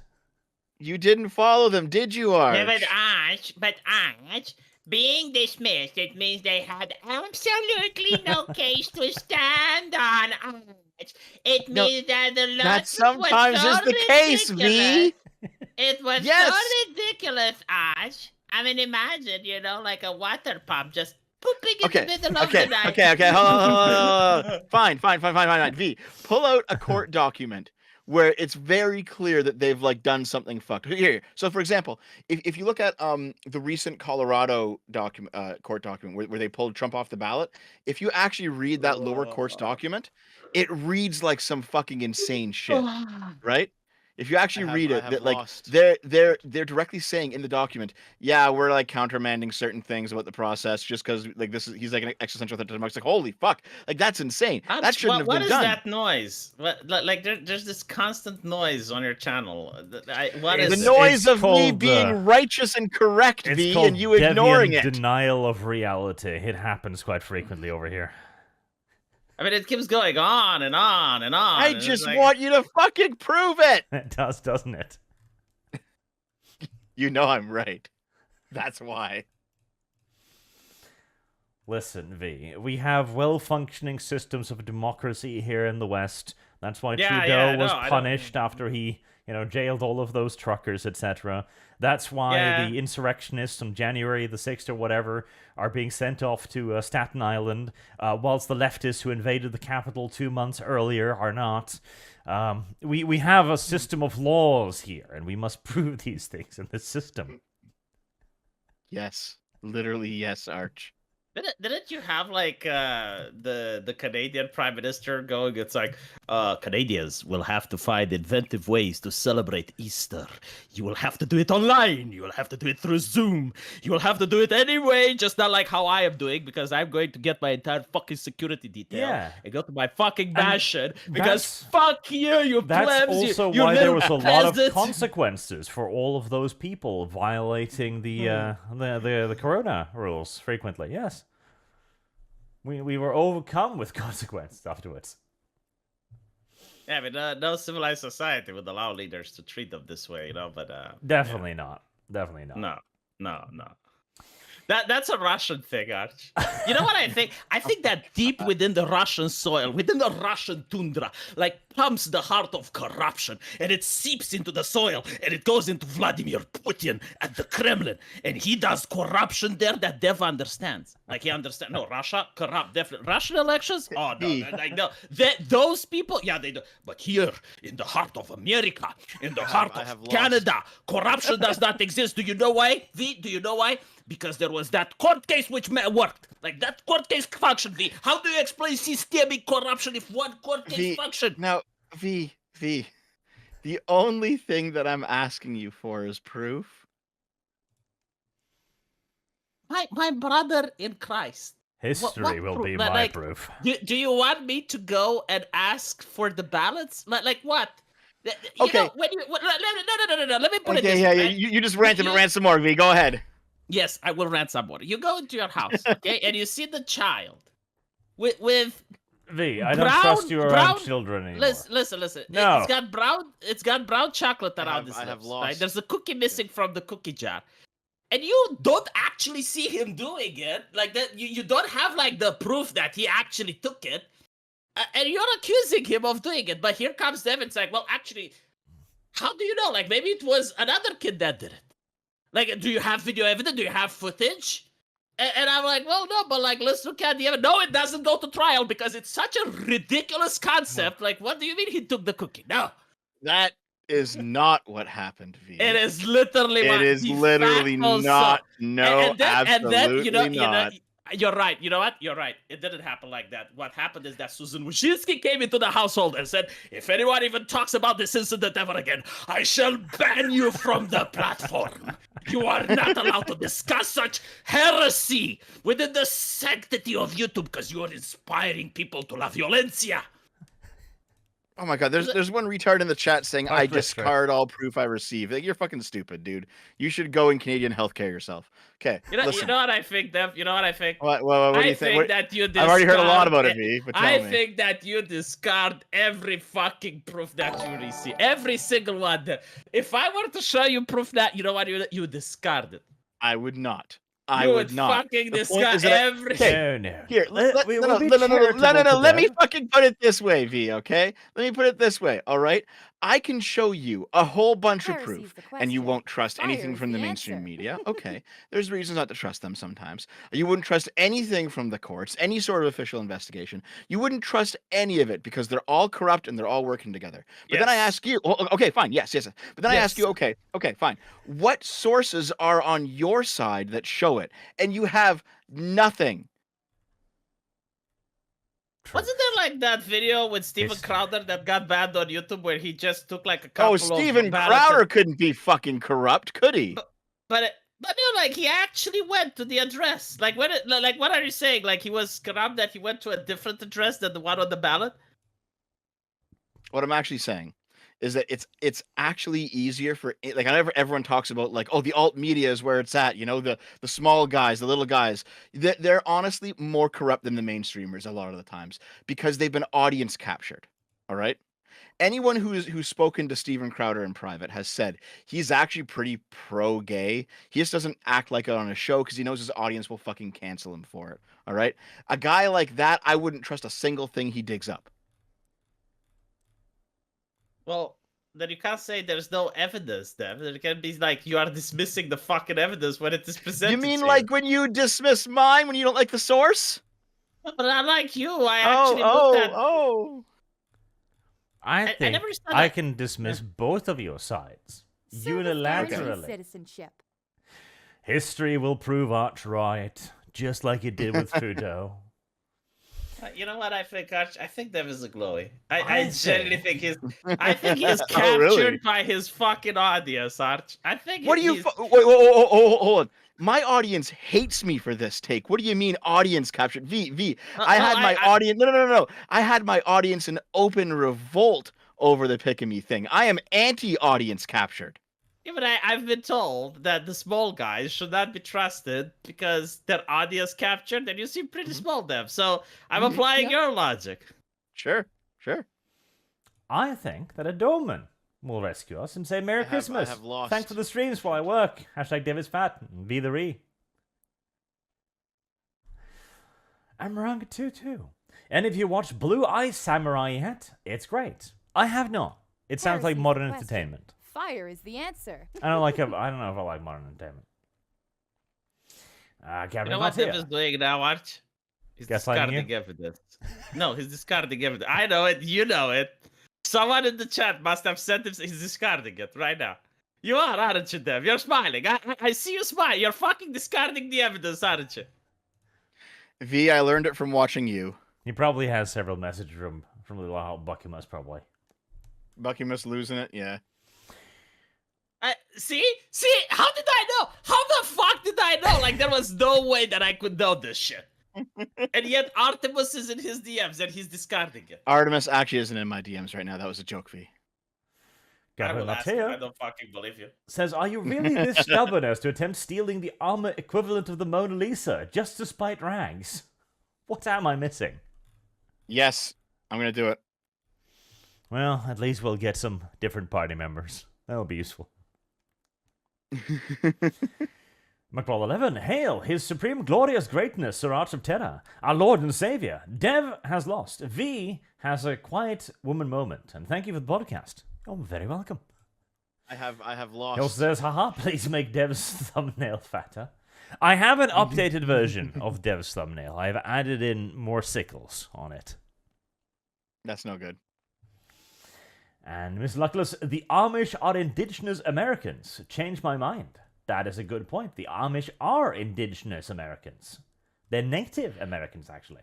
Hold on. Artemis says I don't remember yours. I just read yours like yesterday, Artemis. The fuck are you talking about? Shut up. And Hawkfarm says that is the most Romanian thing I've ever heard, presumably in relevance to stealing people's phones. You don't steal the phone. No, you steal their phone line. It's the same thing.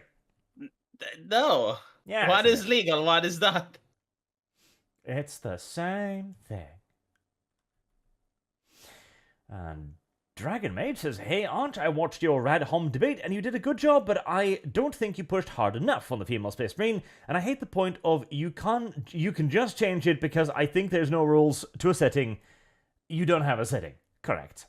See, the thing is, I didn't want to get aggressively confrontational either, because that is his side of things. Like, he gets to be the screaming angry person, and I get to be the normal person just sitting there going like, no, you can't do that. No, you can't do that. But I can't. No, you can't. I like being reasonable. That's my motto. Renter, Red Woman loves eating AAA slop. Dev, defensive AAA video gaming. Questionable morality. Well, listen. I defend things when I think they're correct, whether or not it's good for my own side. I don't know. The truth is what you should pursue, not like oh man, if that helps the corpos, oh, it's terrible. But if they're right, they're right. So I don't know. I've gotten quite convinced by the idea of the class struggle, honestly. I think the corpos should be discarded. I have lost. So you are the communist now? I will embrace communist ideology until the corporatists are defeated. Then I shall reject the communists too. There is no fucking way that this is true. Please look at this and let's see if we can verify it. Okay, let's verify. What is it? There's no fucking way. There is no fucking way. Okay, hold on. There is no way. Okay. But you know what? Let's see. You know what? I'm convinced that with enough shitposting, every meme can be added to the ADL list. It's December 23rd, 2023, so at least you didn't dig up something from 2014. Good. No, it's... All right. ADL, hate on display. Ooh or cunny, often associated with the sobbing emoji, is a hate symbol used by white supremacists to express the desire of wanting a same-race beautiful wife. Really? Alternative terms include cute and funny. The usage of this symbol is primarily common amongst the fan base of video game Blue Archive. Ah, yes, that's a white supremacist video game. A game where war criminals are depicted as cute girls or waifus. Okay, there's no way. No, yeah, this is fake. No, this is fake. It is fake. Yes. This is. I tried to find the page. I am willing to bet. I am willing to bet that with enough shit posting, it would become real. This is definitely fake. Blue Archive doesn't have enough war criminals in it to work here.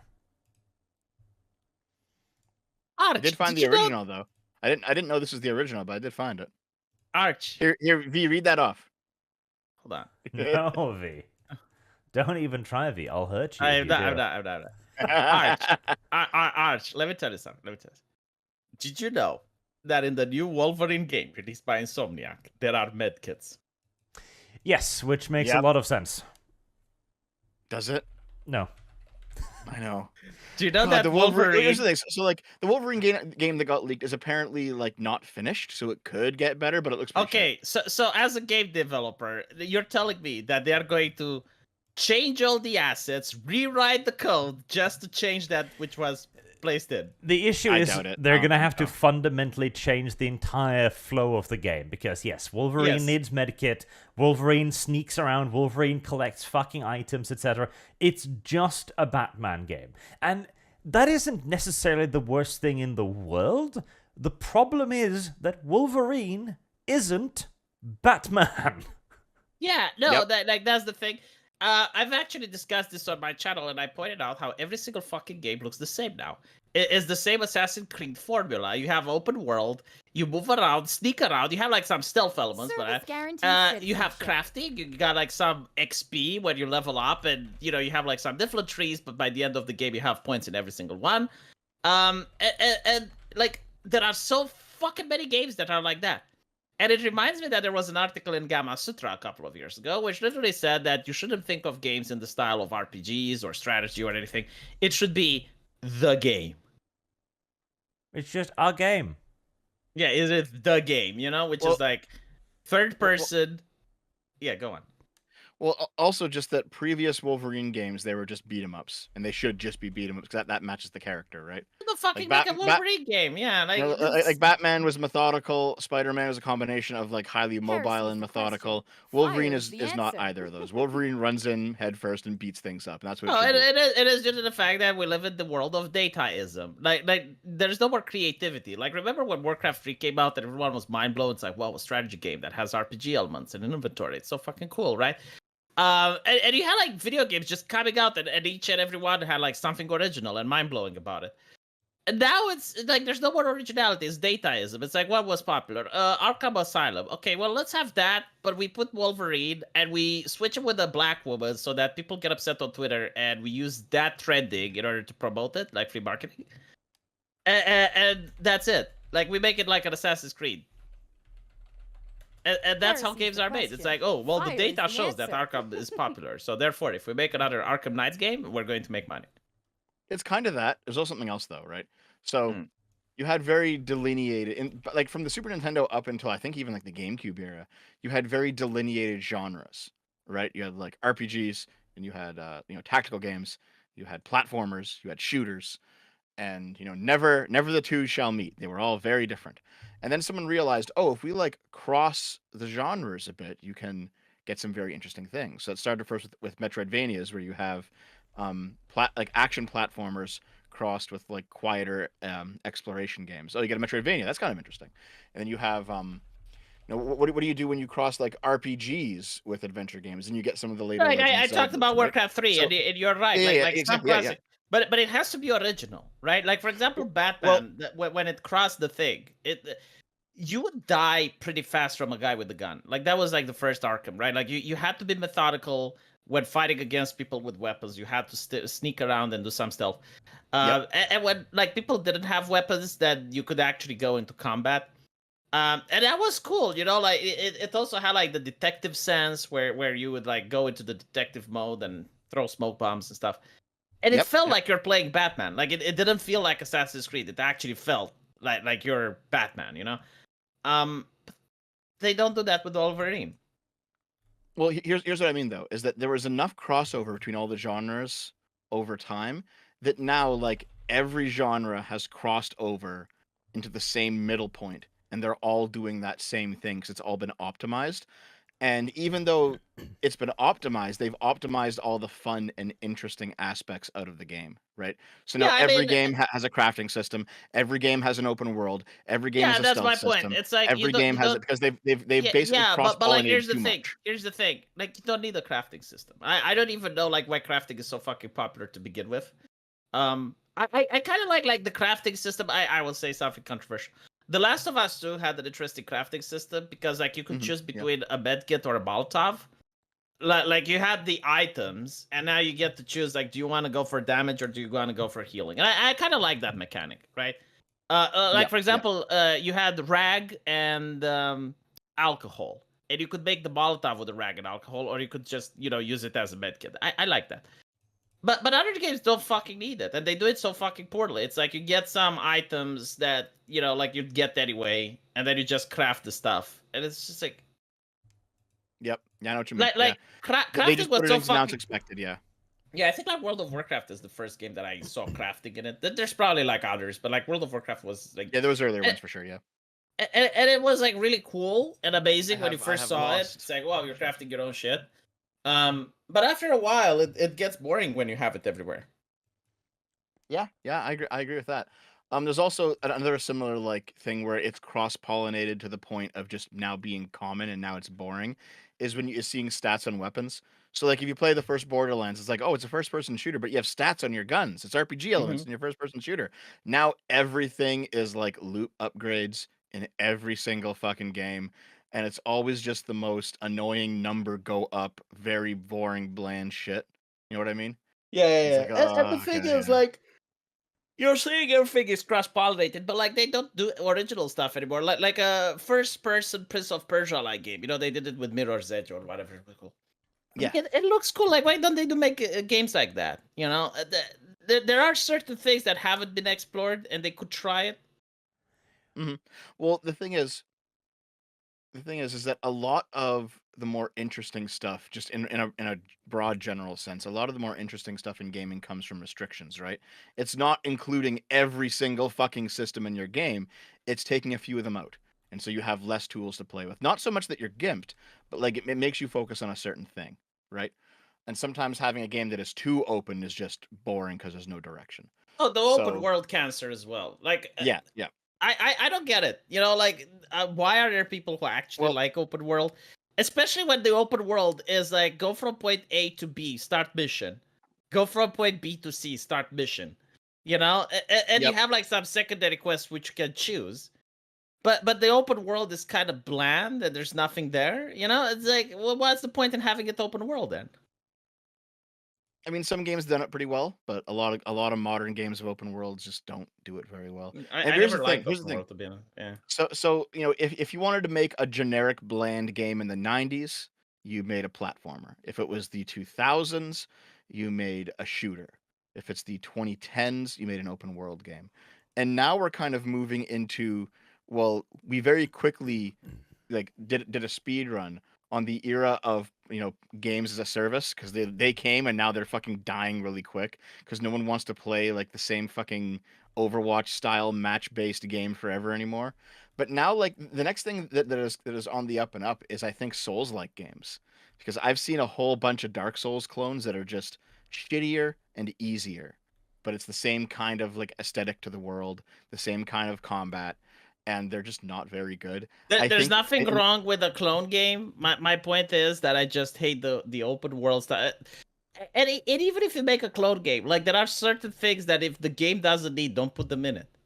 Like if your game, if your game doesn't need crafting, don't put crafting in it.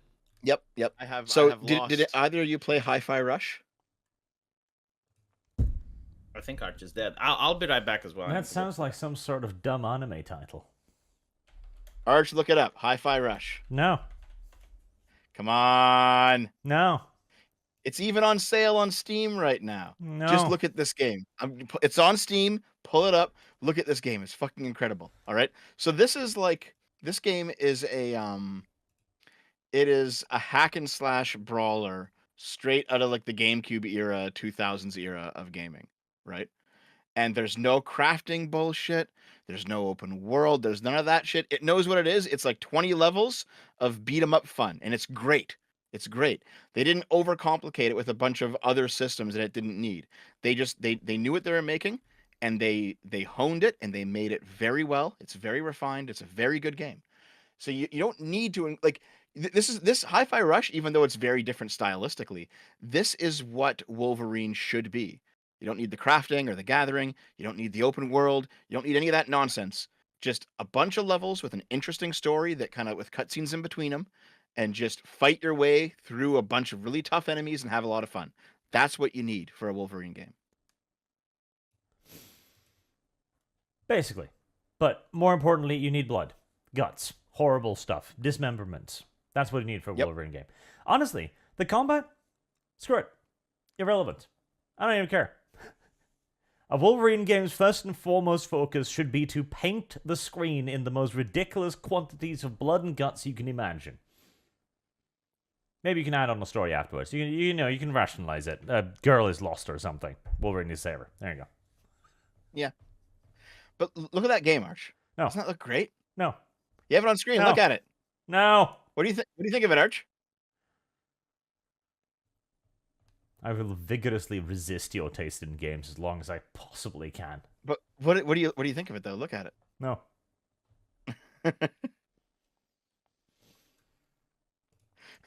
Karma's Camera says Dev is correct here for once. Yes. Well, did you actually hear about the controversy surrounding Hi-Fi Rush? No. Do you want to know the story? No. Because there is also a drama surrounding it. Dev. It'd be an interesting story, don't you think? To hear for the stream? Very well, Dev. Go on. Okay, so Hi-Fi Rush was basically it was a fully developed game that got no fanfare, published by Bethesda, and it was dropped, like it was announced and then immediately released. So it's just like, yeah, we've been working on this game for like 2 years. Here it is, play it. It's out today. It's like, oh, so it had absolutely no build up, no hype. It was made by Shinji Mikami, who was the Resident Evil guy. He made Resident Evil back in the day. And also it was published by Bethesda. And basically, as soon as the project dropped, Shinji Mikami left. This isn't a communist thing, Arch. Shinji Mikami left the company. And the inside rumor is that Bethesda suppressed Hi-Fi Rush because they were focusing more heavily on Starfield. And Starfield ended up being a fucking flop, while Hi-Fi Rush was a truly incredible game that no one played. Starfield was a flop. That is true. It was quite terrible. Look, the chat is saying, for once Dev is correct. For once Dev is correct. It's a good game. Dev's right. Yes. Arch, you should play it. Nope. Arch, you gotta play it. It's really Nope. good. You gotta play it, Arch. Nope. And there is no one here with the power to force me. I'm gonna convince Artemis to give you more super chats to make you play it. I don't think you...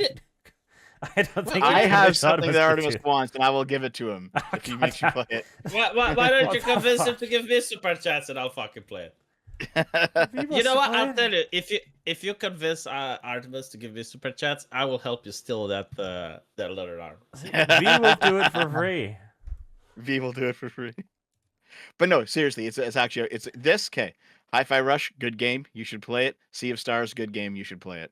These are good games you are missing that have revitalized my hope for current year games. Arch, rate my plan from 0 to 10. 0 is a very bad plan. 10 is a good plan. Okay? 0. You go into the store. You measure the steps towards the armor, right? Then you have like the layout of the store in your mind, and you train for an entire day on how to get it out. Then the next day, I cast darkness. It causes everyone to go blind, and Dev goes in with darkness, and he memorizes the thing, so he knows exactly how to go. Takes the armor and gets out. Dev, allow me to explain how this will happen. You will enter the perfect darkness, and Sargon will ask you, do a history roll to see if you remember your first steps. And what if he gets like a 16? Then Sargon will ask him to do another history roll when he gets halfway through the room. Fuck. I did have to do like 30 stealth checks in that one section inside the guy's house. Uh-huh. Yeah, but like Sargon doesn't understand how frustrating that is for a player. Like I get that maybe like some things should require like 2 rolls. The fucking shopkeep will karate chop you because he's gonna roll better on his perception than you do.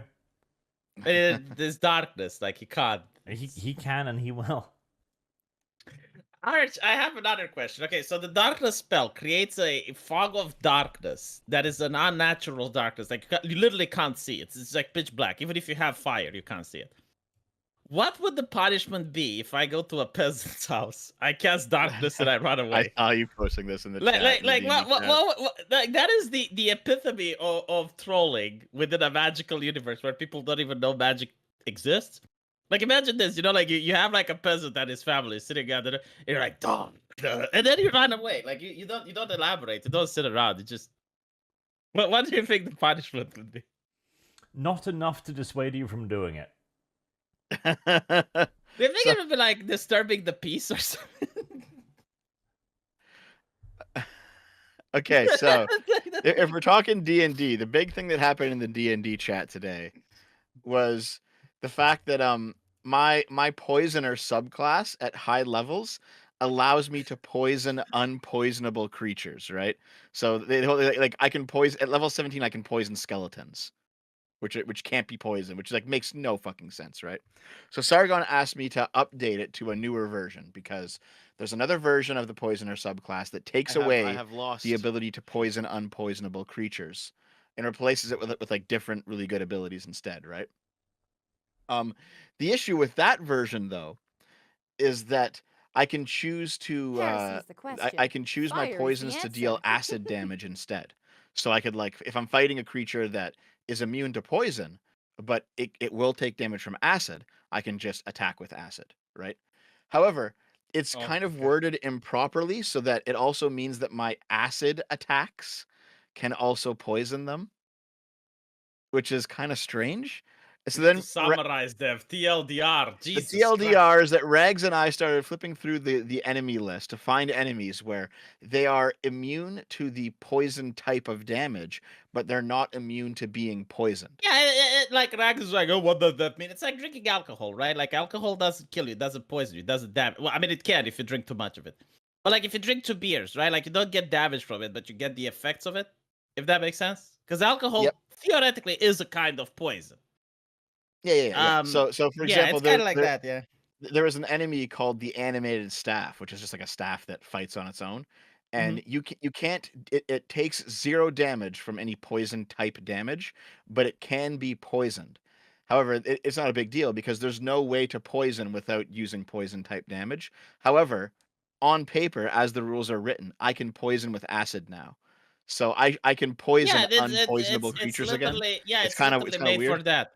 No, it's not weird. It's made for that. Yeah. Do it and push it because you know what? Sargaruni's world is relentlessly skewed one way. Break the rules. Break Sargaruni. Well, Sargon already said. Yeah, Sargon already said he's not going to allow me to poison living creatures, and acid can't poison things. He's already closed off all the loopholes that the you know what we should do, Arch? You know what we should do? Done. Arch, the next time we go to a tavern and they're being a dick to us, we can go, well, the light of Lathander is no longer with you. And I cast fucking darkness. And you're going to see the people screaming and panicking, even though it does no fucking damage. Even though it's just like a spell that if you wait it out, it goes away. They're going to drop the plates. They're going to spill their spaghetti. It's going to be fucking hilarious. To be fair, yeah, we couldn't get the Maxim. Arch, so DMs just do this sort of thing. You couldn't get the Maxim because you couldn't use the Maxim.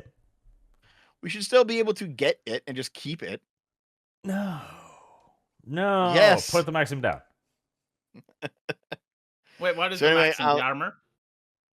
The Maxim was another useless piece of encumbrance. That would all it would have been. It was that turret in the vampire RP that we wanted to pick up, but do you know that I can use a spell on Dev's stolen armor to make it look different? No. Yes. You should. Yeah, it's I an will illusion know. spell. It will look like. But here's the thing, guys. Like, I get that your character would, but you as a player, why don't you roleplay in such a way so that your character doesn't fucking know? Like, you have this ability. No. Like, yes, you know what I think? You know No. what I think, Arch? I think that you personally don't want Dev to do it. Personally, I don't think it's your character. I think that's the cope. I think you don't want Dev to do the shoplifting experience. You want to be a good boy. You want to be the good player. You don't want to ruin the universe that was craftily created. Because Sargon didn't prepare for this shit. You know that, he went like, oh, I'm going to make a market where everything is going to be so extremely expensive. They're going to waste their fucking time one day just wandering around and not being able to buy anything. He didn't account for the fact that we would actually try to steal some shit. And I it am puts him in an playing uncomfortable position. an unfucked, highly uptight, No, I understand. religiously absurd Sure, woman. The Yes, definition no. of a busybody. I will I'm not never, saying- at any Yes. point, allow you to get away with anything that could even resemble being fun, unless But you see- couch it to me in religious terminology. No, listen. Yeah, I'll be able to do that, Arch. Hold Don't on, worry. hold on. Listen, right?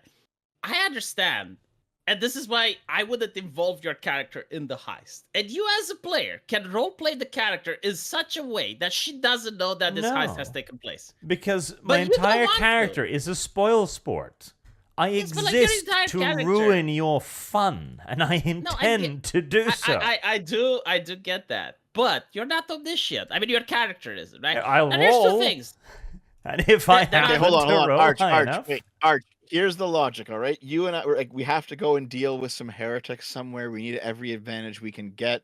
It would be good for the church if I had that armor, because I'm a pretty good damage dealer. that's not a very good argument, because I would just be like, you can't do a little evil to do a little good. Yeah, but like, see, Arch, you as the player, I'm sure you can come up with an argument. No. But what if it's a Unless, little evil to of do a course- lot of good? Like, Unless, of course. if you could convince me that this thing was sacred, and it's like it's holy armor being sold by the infidel, then I'd be all happy to steal it. All right, Not that's what we're only doing. that, Okay, like- we're doing like- it. We're gonna yeah, convince we're doing Arch that it's holy armor being sold by an infidel. That's the plan. I bet the guy is a foreigner. Yep. That would work too, yeah. If he has like different skin color, we're gonna play it up. Different clothing. We see him like eating curry off to the side. That'll work. 'cause Again, the reason. what you need to understand, V, Heresy is the that if you are going to Fire play a is the character, answer. you need to actually do that first and worry about your fucking metagaming later. Yeah, but Arch, let me say it this way, right? If I play a character that's stupid and dumb, I can't be like, oh, I'm going to punch the king because it's funny. and that's what a dumb character would do. But you can also be like, my dumb character looks to Arch because she looks wise. She would know what to do in that situation. In both of these scenarios, I am playing a dumb character, but I am playing it in a way that the other party members can also have fun.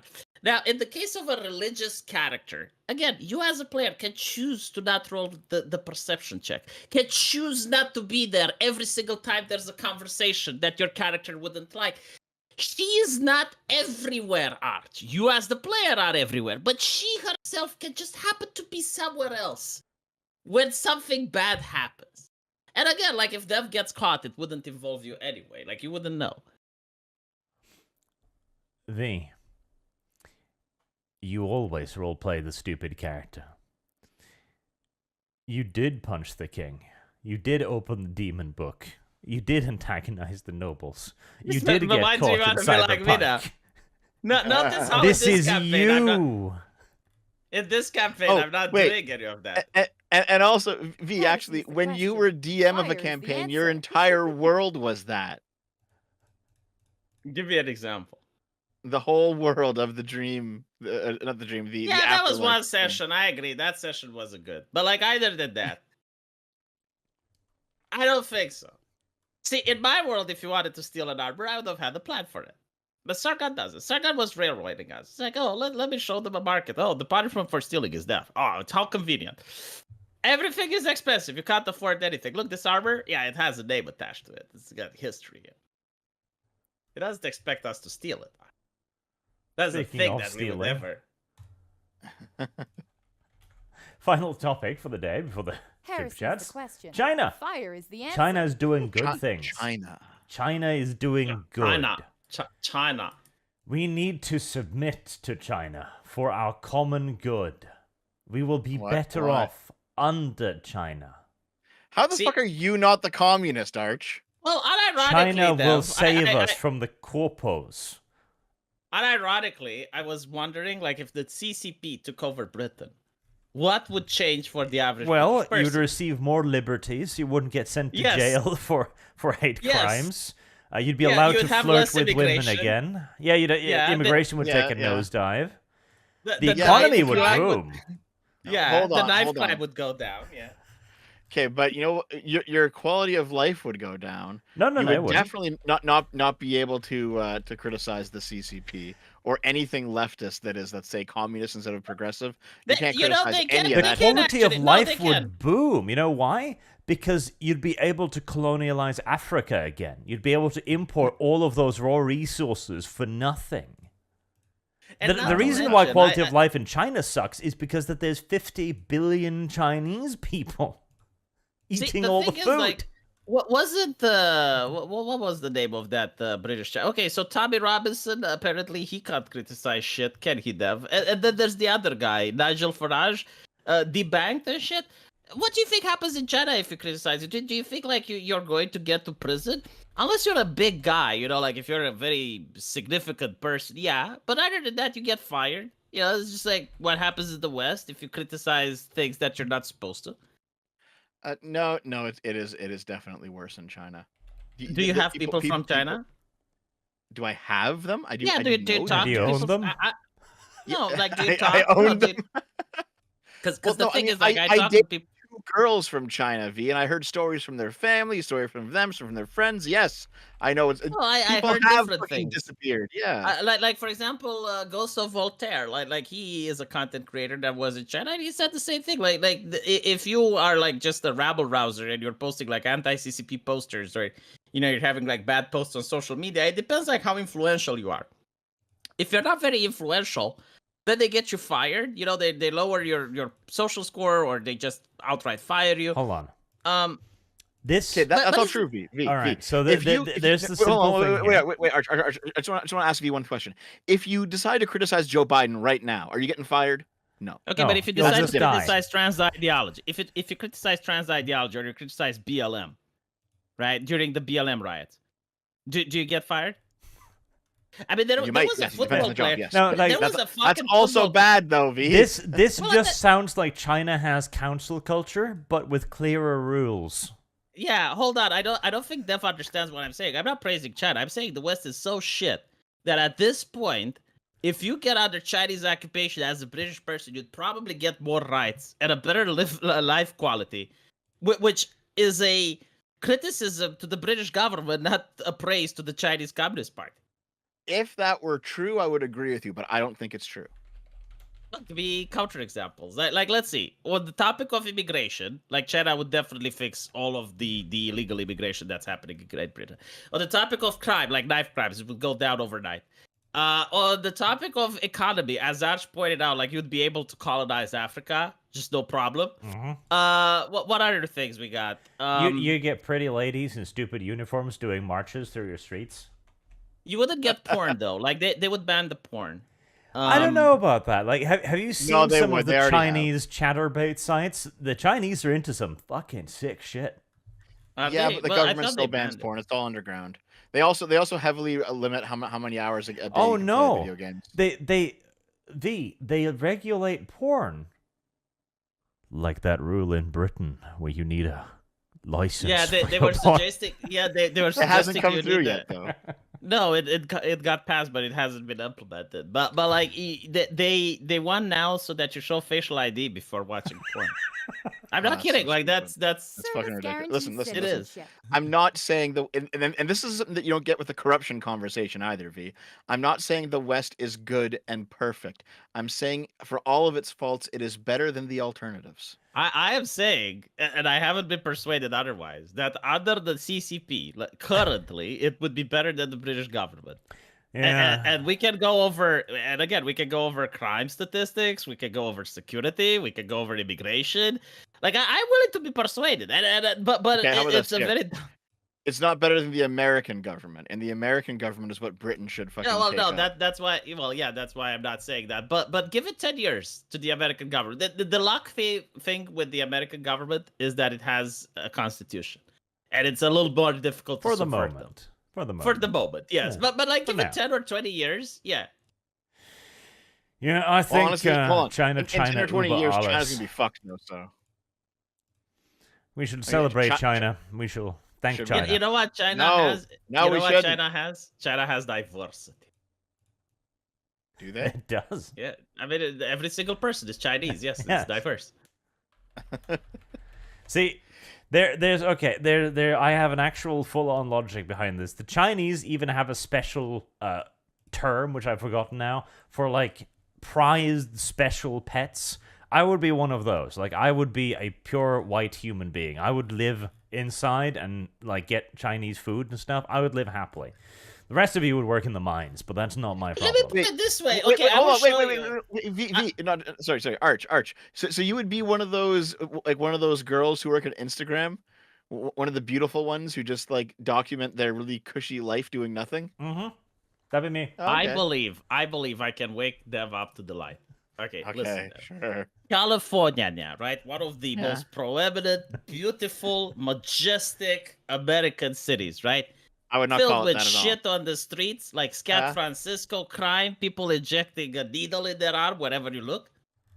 It got cleaned up. It got cleaned up in 3 fucking days. There, you know why? Because the Chad Chairman Z showed up. He brought the might of the Communist Party to the starving people of America.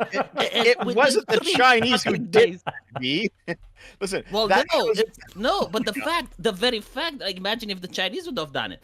But the very fact that the president of Chairman Z, like his mere presence, just got the Americans to shit their pants and cleaned up. They did the fucking impossible, Dev. Like, for years, that city was a hellhole. But within 3 fucking days, he was like a fucking messiah. You know, like when Jesus built the fucking temple in 3 days, that was Chairman Z. Like, it wasn't China. Argument. No, listen, V. I'm willing to bet that if Chairman Z goes to America, elections would happen properly, Dev. Like, the power of that. Oh my God. Okay. So.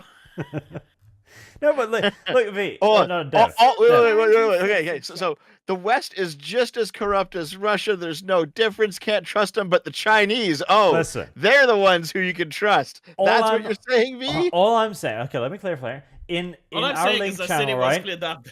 This is what you see. This is what China brought. Suddenly, California, the streets are clean, not a rapper. The barricades are clean. Everyone's ordered and organized, and the American police is used for what it was intended to do: suppress the populace. Like what I'm trying to explain to Dev, right? If you were to show me like some of the 7 wonders of the world, I would add the cleaning up of California as being the 8th. Like, you look at California and you say there is no fucking way. Like, there are so many homeless people, there is so much crime, the streets are in such a state, like it would require at least like 5 or 10 years of like military junta to clean up.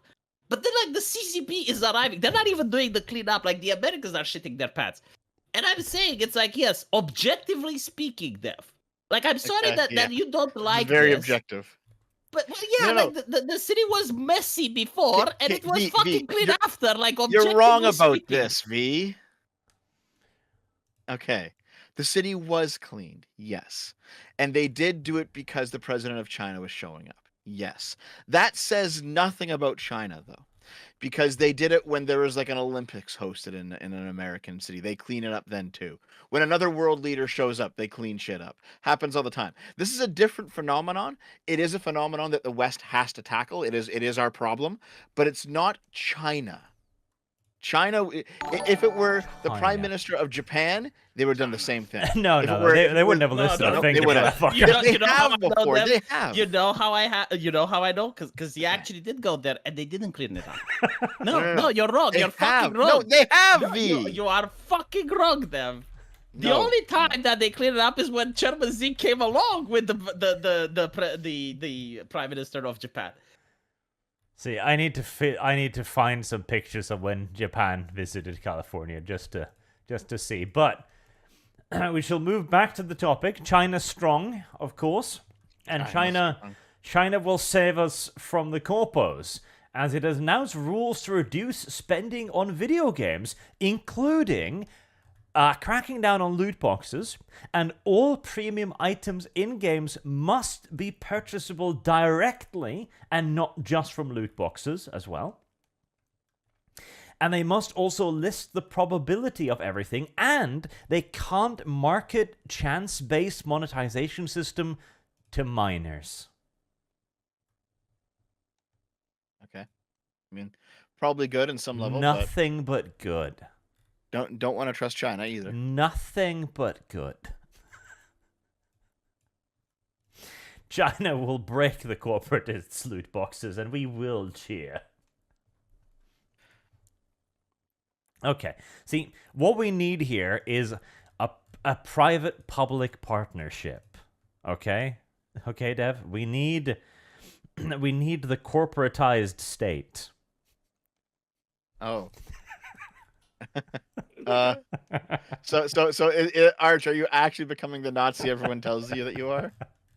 Well, no, I think if it will solve loot boxes, Dev. Yeah, that's more like the Democrat vision. That's more like the World Economic Forum vision, where like the companies and the state work hand in hand for the betterment of us all. Mm-hmm. Yeah. So like, okay, right. To go back to being serious here. Yes. I actually think that the lot of the regulations that they're proposing here is actually good. Yes, you should not be able to have things in a game that are purely chance-based. You should be able to buy them at a straight-up price, and the price should be comparable to the gacha game. Good. I've been asking for that for years. Like, the removal of loot boxes, etc. Honestly, loot boxes for pay is a cancer. Now, if you want to have a loot box for free, like after you've won a match in Overwatch, for example, you get a loot box with some random garbage in it. Sure, okay, that's a fun little reward, right? But it is designed to create the gambling instinct. You know, there's whole books been written on how to maximize like this kind of profit, right? But some of it also is dumb. Like, there is in-app spending limits, which is like, if you're an adult, you get to waste as much of your money as you want to on Azure Lane. I don't really care. The removal of free incentives to log in and stuff like that. Like, they're hitting a lot of innocent things as well.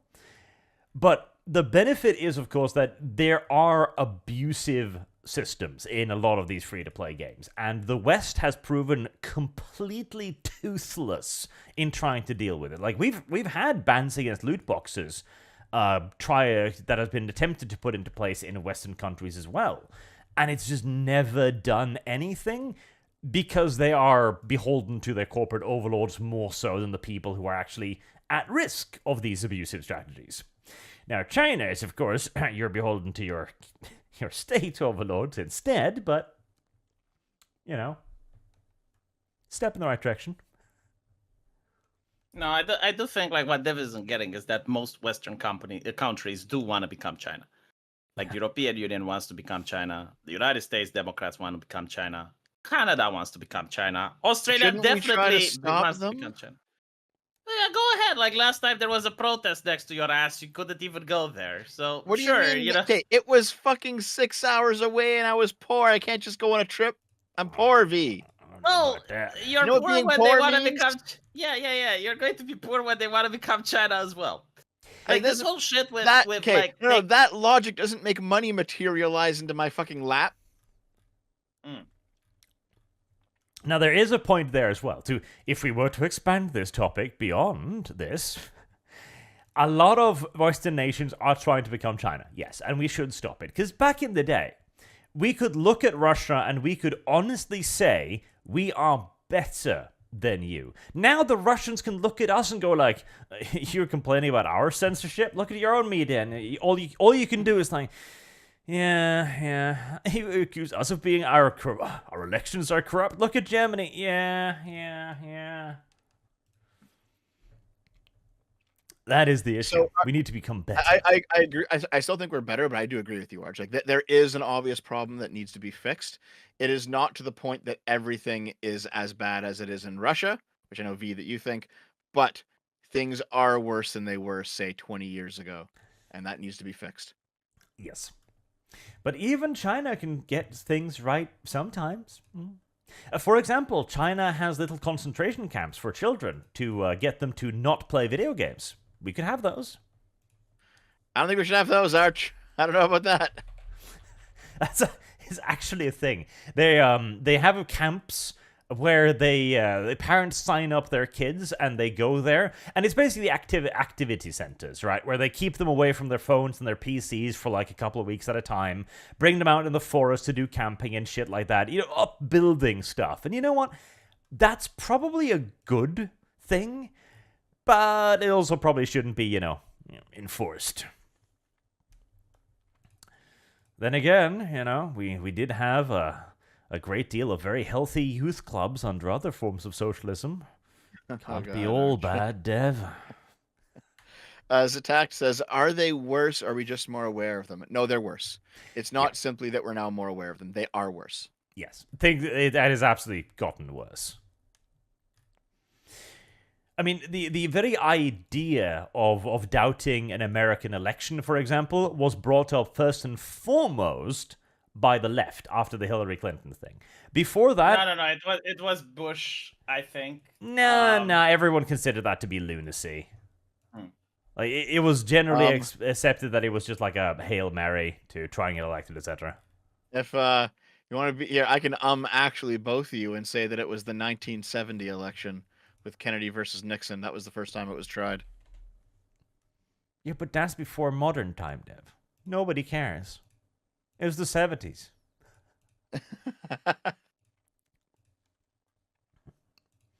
There is a good news from China, though, that they will actually start approving video games. So, all of those nations that are specifically appealing to China for their video gaming market will now be able to do so more easily.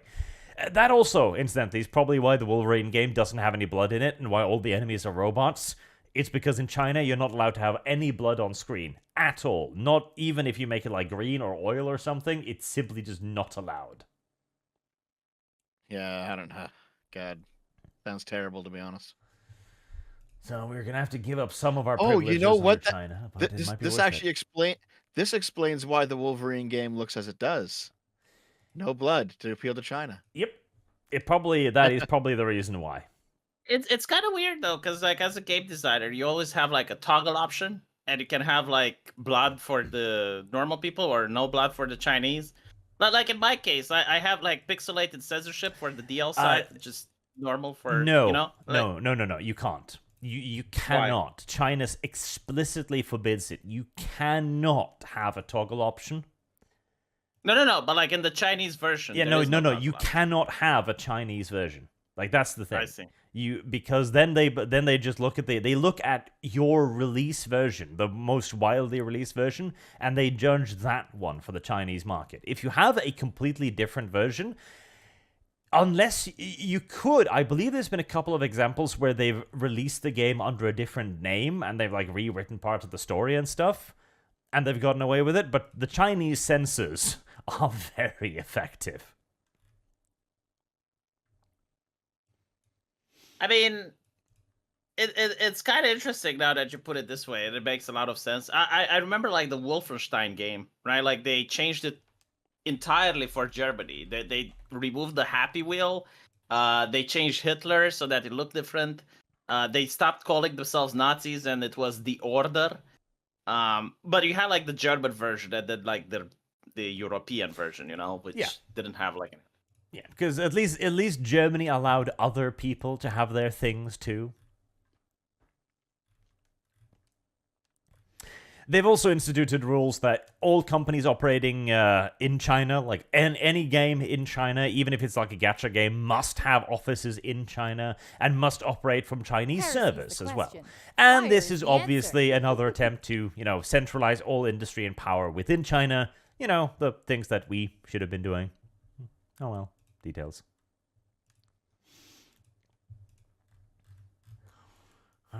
China strong. China will save us. God damn it, Arch. And Dev will be happy. Alright, let me get back to the super chats before we start the wrapping up before Christmas as well. Dev has already celebrated Christmas, like he's done, because in communism you celebrate Christmas early.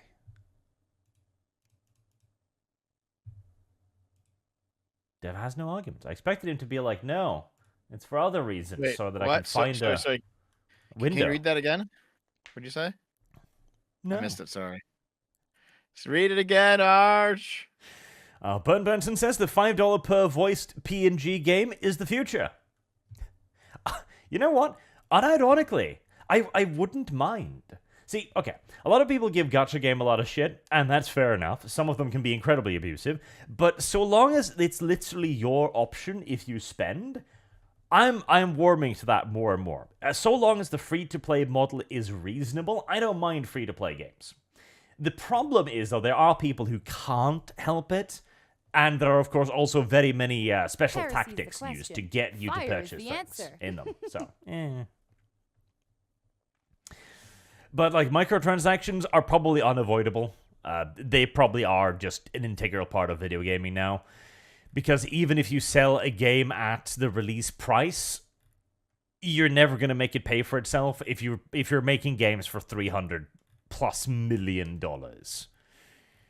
Now, you could simply just, make the game more cheaply with less people, but that doesn't seem to be an option. The Dr. Topo says Battlefield 4 is 10 years old and still looks awesome. That also proves that not only graphics, but good artistic direction is needed. Yeah, artistic direction, first and foremost, is the most important thing. Because, I mean, you can look back at games like Warcraft 3, for example, right? And they've obviously aged a lot, but they have a certain style to them, which means that they can still be played and enjoyed today, because they didn't try to go to photorealistic. In fact, I would say that Warcraft 3 Reforged, in many ways, looks worse than Warcraft 3 Basic. And now you can't play the original. It's all gone. Yep. I wonder if Blizzard will be allowed back in China now with these new rules. Possibly, but they do need to find a company that's willing to work with them, because you cannot do business in China without having a Chinese company to go through. But they did talk about diversity, equity, and inclusion the other day. Blizzard did. Right after settling a, $50 million lawsuit for sexual harassment. Oh my god. McCall11 says, photogrammetry for VR will be the next upgrade. I have no idea what photogrammetry Service is. guarantees citizenship. What is photogrammetry? Photogrammetry is the science and technology of obtaining reliable information about physical objects and the environment through the process of recording, measuring, and interpreting photographic images and patterns of electromagnetic radiation. Okay. So it's a way to make a software that super detailed scans stuffs and creates the 3D models automatically. Okay, well, that's kind of cool, actually. There's some nice examples of that. That looks expensive. I think, like, the evolution of graphic, it has almost completely stopped. And it's in large part because graphics don't sell games as well anymore, because you need to release it on every single system. So there is no point in being the boundary-breaking game. You'd much rather be the game that sells on Xbox and PlayStation and Nintendo and PC, etc., etc. I mean, that was the argument back in the day, right? Is that you had the PS3 and the 360, and the PS3 was capable of so much more, but they had to dumb down games to make it like work on the 360. So people were mad at like Microsoft for ruining Sony games. Like that has been the argument pretty consistently. Mm-hmm. The only real difference now is that because Nintendo has truly just gone their own path, and they've been doing it since the Wii, they just haven't given a shit, is that there's a lot of games on the Switch that aren't being released to other platforms. And also that the big name games can't be ported to the Switch because the Switch is too underpowered. But So, they've like, got their own walled garden, so they don't care. Yep.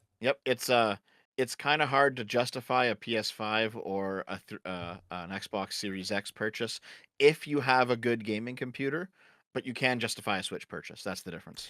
Because it's a completely different, practically like genre of entertainment at that point. Yeah.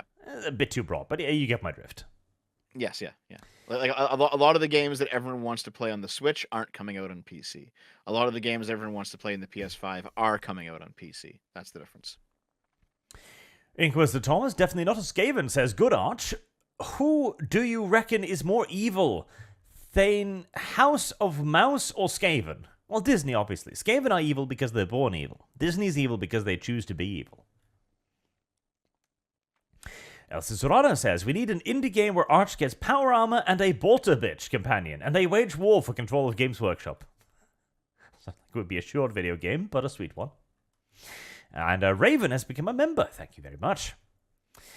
McWall11 will never watch shorts willingly. You can't make me. Well, I can make it play on the start page of YouTube.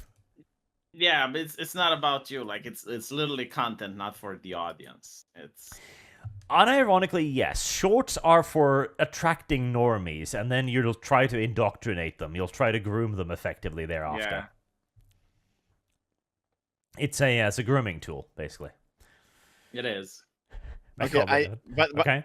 I do check my DMs, and this proves it. Someone just DM'd me this, Arch, and asked me to send it on to you. Take a look at this real quick.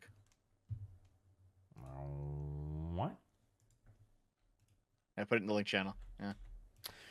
X-Men fans are livid as Marvel Comics editor confirms that the coming reboot will be filled with woke politics. The message is the premise. Well, I mean, that's not a surprise, is it? Well, here's the thing, though. Right here, listen. I know I don't usually get your chat all angry with me, so this might be a different situation. But putting woke politics into a thing is generally bad, but it's not necessarily because of the woke politics. It's because they don't even try to steelman the other side of the conversation. Well, that is what woke politics is. No, it's not even that, right? Because the communists didn't steelman the other side of the conversation, and they made the good propaganda. It's basically the people who are woke are incompetent. Like you are not woke if you are competent. You do not have like many talents. I don't know about that. The thing is, like, if it's propaganda, it's too blatant, and it doesn't become popular in that way. Like propaganda cannot be entertainment unless you're viewing it from like a completely different point of view than propaganda. Like the old World War II propaganda movies from America are funny, but they're funny because they're being viewed from our sensibilities. Yeah, yes. But Arch, if you look at some communist propaganda, like communist song, communist music from the Soviet Union, they sound pretty good. Like, they are actually entertaining. And there are many communist movies that I would even recommend. The thing is, like, they made good propaganda.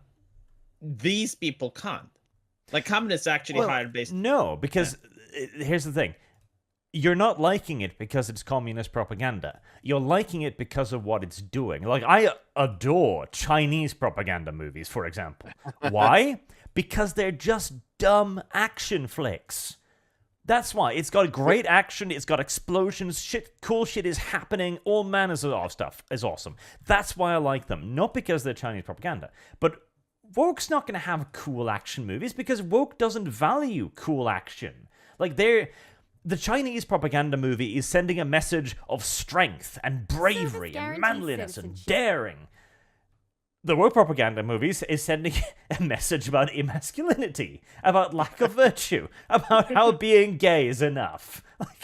Well, here. Let me outline what I'm trying to say, though. I think I mentioned this maybe on Kibbs' stream recently or something, but there is that one scene from the X-Men cartoon that went viral where Beast is in jail and he's awaiting trial for the crimes of being a mutant, right? And then Magneto breaks him out. And Magneto says, listen, we have to, we have to defend our own people. We have to show the humans that the mutants mean business, and we won't be pushed around. We won't be oppressed by them.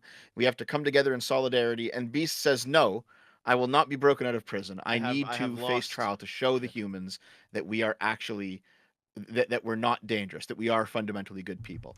And here's two sides of an argument. All right, one is like a racial separatist side on Magneto, and one is like the liberal integrative side in Beast. All right, and they're both being presented in as positive a light as you can.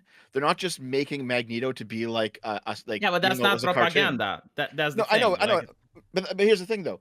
It's still ultimately what we would call today a left-wing message.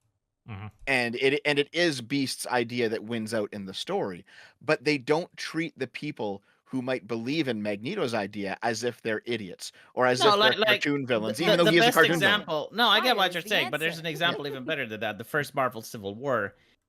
This happens during the Bush era with the Patriot Act, and you have a similar event taking part in the comic books where I think like a bus full of kids gets destroyed by some superhero. So the government wants to abolish the superhero identity, right? So like you can't have a secret identity anymore. Everyone has to register. Everyone has to show ID. And you have Captain America who's against that, and he's got arguments for it. And then you have Iron Man who is for it, and he's got his own arguments. And it's up to the reader to decide which side is right, because like at no point is it considered that like one side is morally superior than the other. Well, yes. So even if it's like you can have people who have, let's say, left-wing bents, and they might have a stake in the story, but if they can at least steelman the other side, you can generally have a good story out of it, right? I mean, there are two things. That is why I like Disco Elysium as a video game. Because even though it's a very left-wing video game made by very left-wing people, they legitimately steelman the fascist side of that game, and it's like, wow, this is very surprising. This is a game made in 2019. You don't expect that to come out of leftists, but they did it, and it's like, oh, okay, all right. Well, here's the thing: there are basically two ways to do it. You could either do like the Chinese propaganda movie, and it focuses on being cool first and foremost, because some things are going to be fairly universal entertainment, right? Just making a kick-ass action movie will probably do well, and they can then easily put in some Chinese propaganda pieces. Korean war movies from the Chinese perspective, for example, completely skip over the fact that North Korea invaded the South, and they're just like, and then America invaded Korea. And you're just like, wow, did that happen? Really? Hold on, I want to read the super chat of Kyo Kitsune, because I like Kitsune. It's like this one. So Merry Christmas and Happy New Year. I have been enjoying the Dungeons and Dragons. I hope you guys have a good Christmas. I told you I like it. Thanks very much. Thank you very much. How many tails does this one have? Kyo Kitsune has been watching me for years. I recognize that name. Yeah. Can you touch Fluffy Tail? He doesn't get the reference. He doesn't fucking know. I know what a Kitsune is, V. Listen. No, you don't know what about touch the Fluffy Tail is. Okay, you're uneducated. You have no culture. Tell me about it, V. If you don't fucking know, you don't fucking know. I assume it's some fucking fox girl with a tail that you want to fuck. Maybe she's a VTuber or something. I don't know. I'm kind of close, but like no. There's that. That's fine. Yeah, close enough. But there's another form as well. Okay, another form of way to do not propaganda, because I wouldn't call this propaganda, and that's what you were talking about, Deb. The presenting an interesting story philosophically, because we used to do this. This used to be commonplace that when we had opposing ideologies, we tried to give them both a good point, and we can go back to like early seasons of even basic bit shows like Grey's Anatomy of this, where there's one episode where a Nazi comes in, he's got a fucking ginormous virgin windmill on his stomach, and it's a black woman who needs to operate him to save his life. And the black woman is immediately like, no, I find this repulsive, but I'm going to save his life because I'm a doctor. And even the guy with the giant windmill is like, it's not that I hate black people, like this is my ideology, and he presents it in a good way as well. And both ways are actually presented equally, and this is good because it's a philosophical discussion, right? You are being drawn into the argument. It is good arguments being delivered eloquently by people, right? But the issue is the woke can do neither of these by next to definition.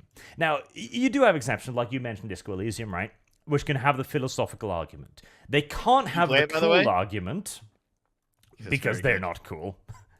Even Disco Elysium, like they stuffed that propaganda down your throat. Like I don't know why people cherish it so much, but like it's a really good game. What are you talking about? In order to get your gun back, you have to suck cock of the communist. Like there is no other way. You have to play ball with him. Then the mystery. I was like, for sure the black lesbian chick didn't do it because the game is obviously woke. There is no fucking way that they're going to make a black lesbian chick the criminal. Oh, guess what? She wasn't the criminal.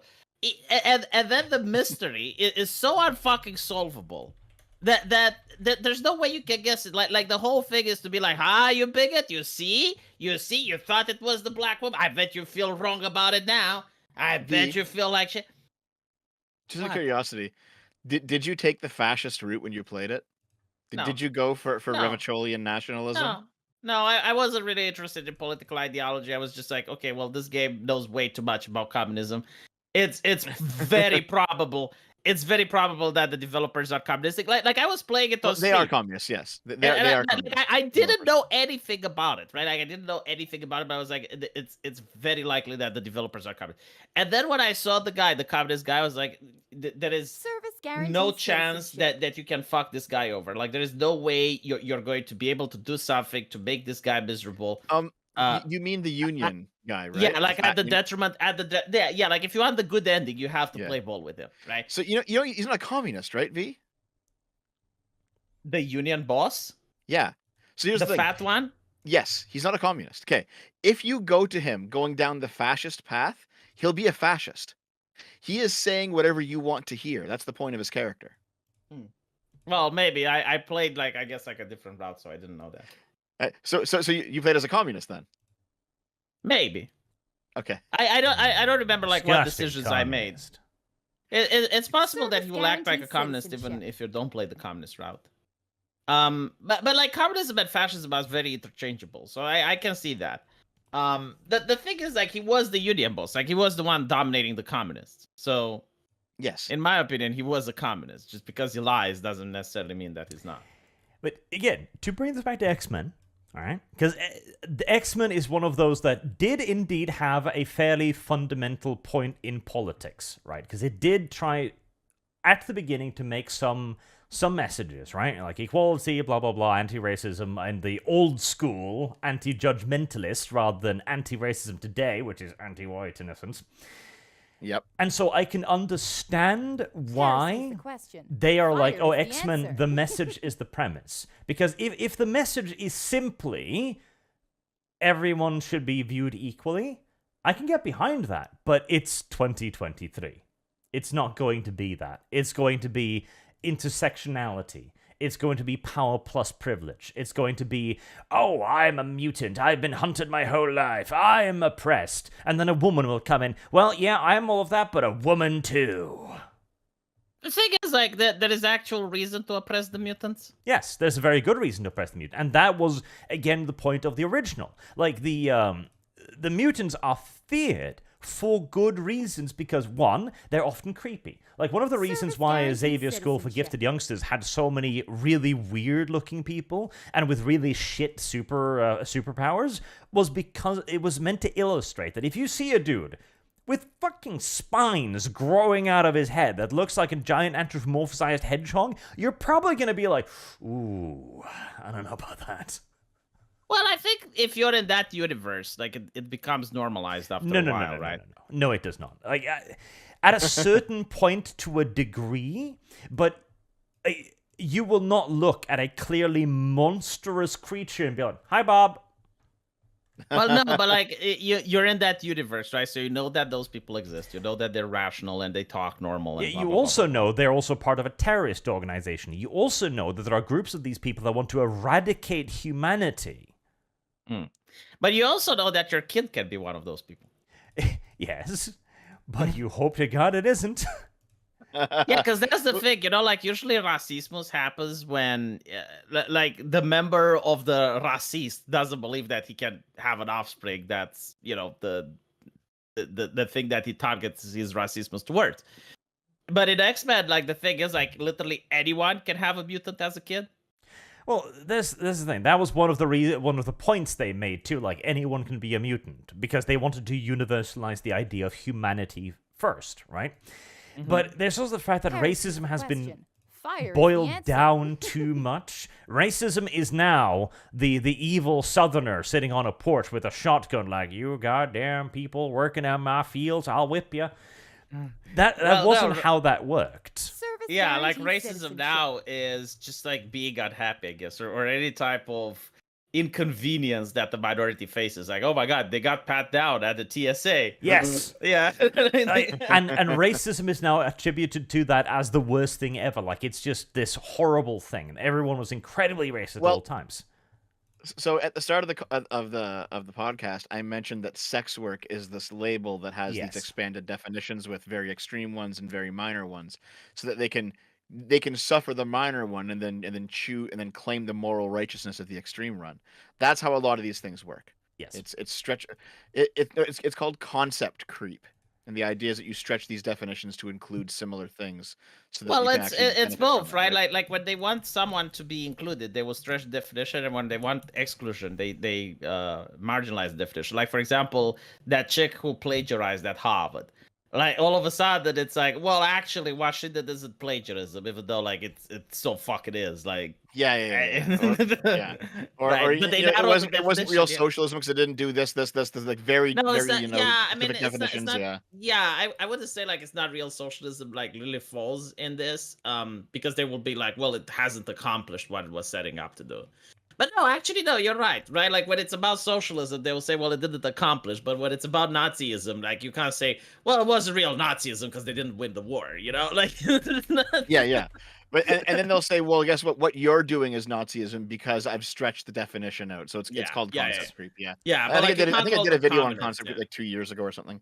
But yeah. So like racism, basically, if you get microaggressed upon because a white man didn't give up his seat for you in the subway or some bullshit, that's going to be considered the same as actually being a slave back in the day, because racism has now been expanded. Yeah, it's the same word. Yeah, literally is the same word. Like the idea when I was in school, like what racism was action.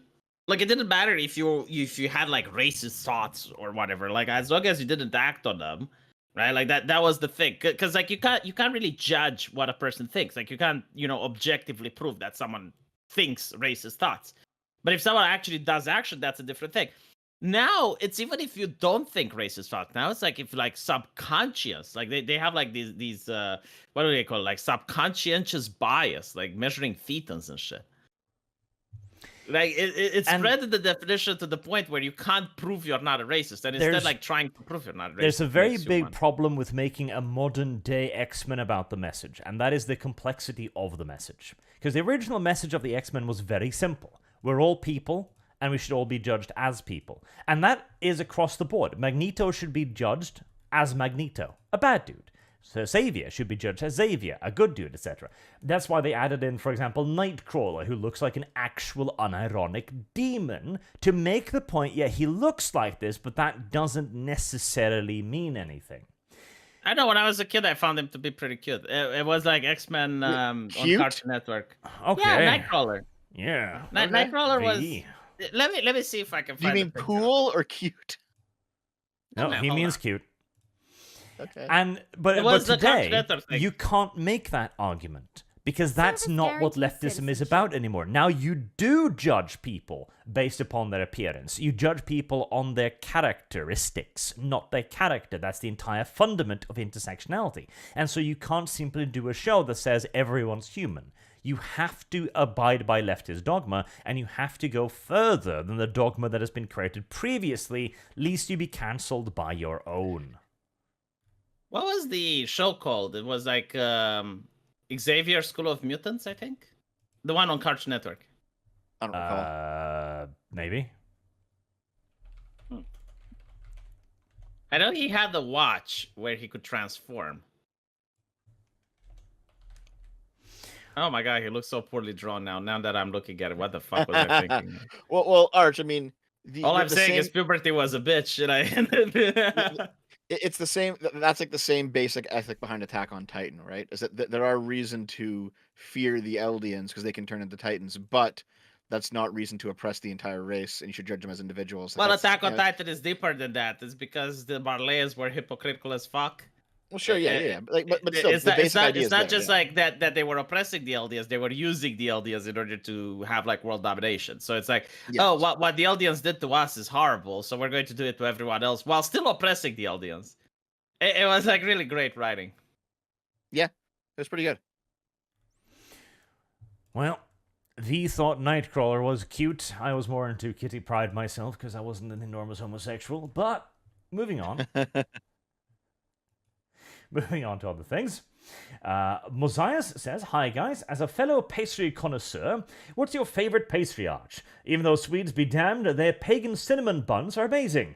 I also like fresh maple pecan pastries and Karelian pies. Also, you should check out Polish Comedy 1670. It's based. I think my favorite is a pastry called Bear Claw. It's kind of like a cinnamon pastry, but it also has like thickly ground brown sugar on it, and sometimes also that white goopy stuff, which English name escapes me right now. Don't you dare, Dev. I have no idea. What? I will there. Arch, I need to go. Oh, I got a Bersher Bubble Arch. In the newest iteration, Kitty Pryde is trans. Sorry. Nope. Kitty Pryde is a cute little girl who wears pink. Yeah, he's actually now Kevin Pryde. Nope. Kitty Pryde. Oh my fucking god. Nope. Kitty Pryde is cute little girl. Kevin Pryde. Do you notice how they always do this with established characters? Like they can't just make a trans character. They have to. Yeah, that's bullshit. I refuse. Make a trans hero. You're not gonna co-opt one. It's fucking stupid, man. I refuse. Kitty Pryde is cute. Stop it. I mean, they could literally have a hero that. Oh, now you're gay. Well, hold on. Mystique is. They made Mystique trans as well, didn't they? Well, because Mystique can change shape. That's different, right? But like if Mystique changes shape into a man, she would be trans technically. No, that is correct. But they never like she would always identify as a woman. Like her default form was woman, right? Just because she could doesn't mean that she identified like that. Whatever. No, I know what you mean. Yeah. Anyway, Arch, put up that trans flag I put into the chat if you don't mind. Put it up here. Okay, here. Read it off then. Not on YouTube. I won't. Do you object? Anyway, I need to poof. Are we doing this next week, Arch? It's going to be New Year's, I guess. 29th? It'll be on the 30th. It'll be on the 30th. 31. I'll be here if you want me to be here. Yeah, I'll be here. Yeah, possibly. Yeah, just let us know in advance. Yep. I mean, I will probably be here unless I have guests, but I'll hope that I don't. All right, see you. I want no guests, no parties allowed. Same. Yeah, I've got to go too, though, Arch. God, no, you don't. Yes, I do. It's at least 10 minutes until you need to go. Well, let me put it this way. Usually I stay for an extra hour after this, but I'm doing something Christmassy tonight. I do, unfortunately, have to go deal with it. Why, Dev? Why?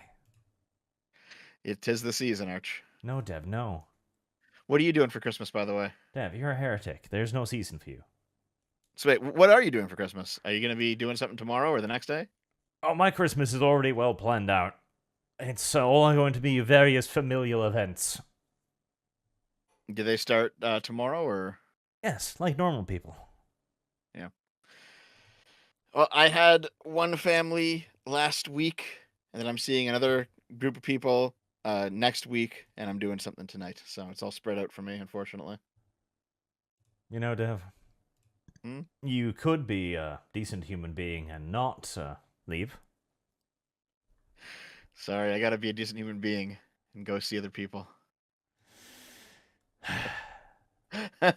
Sorry, Arch.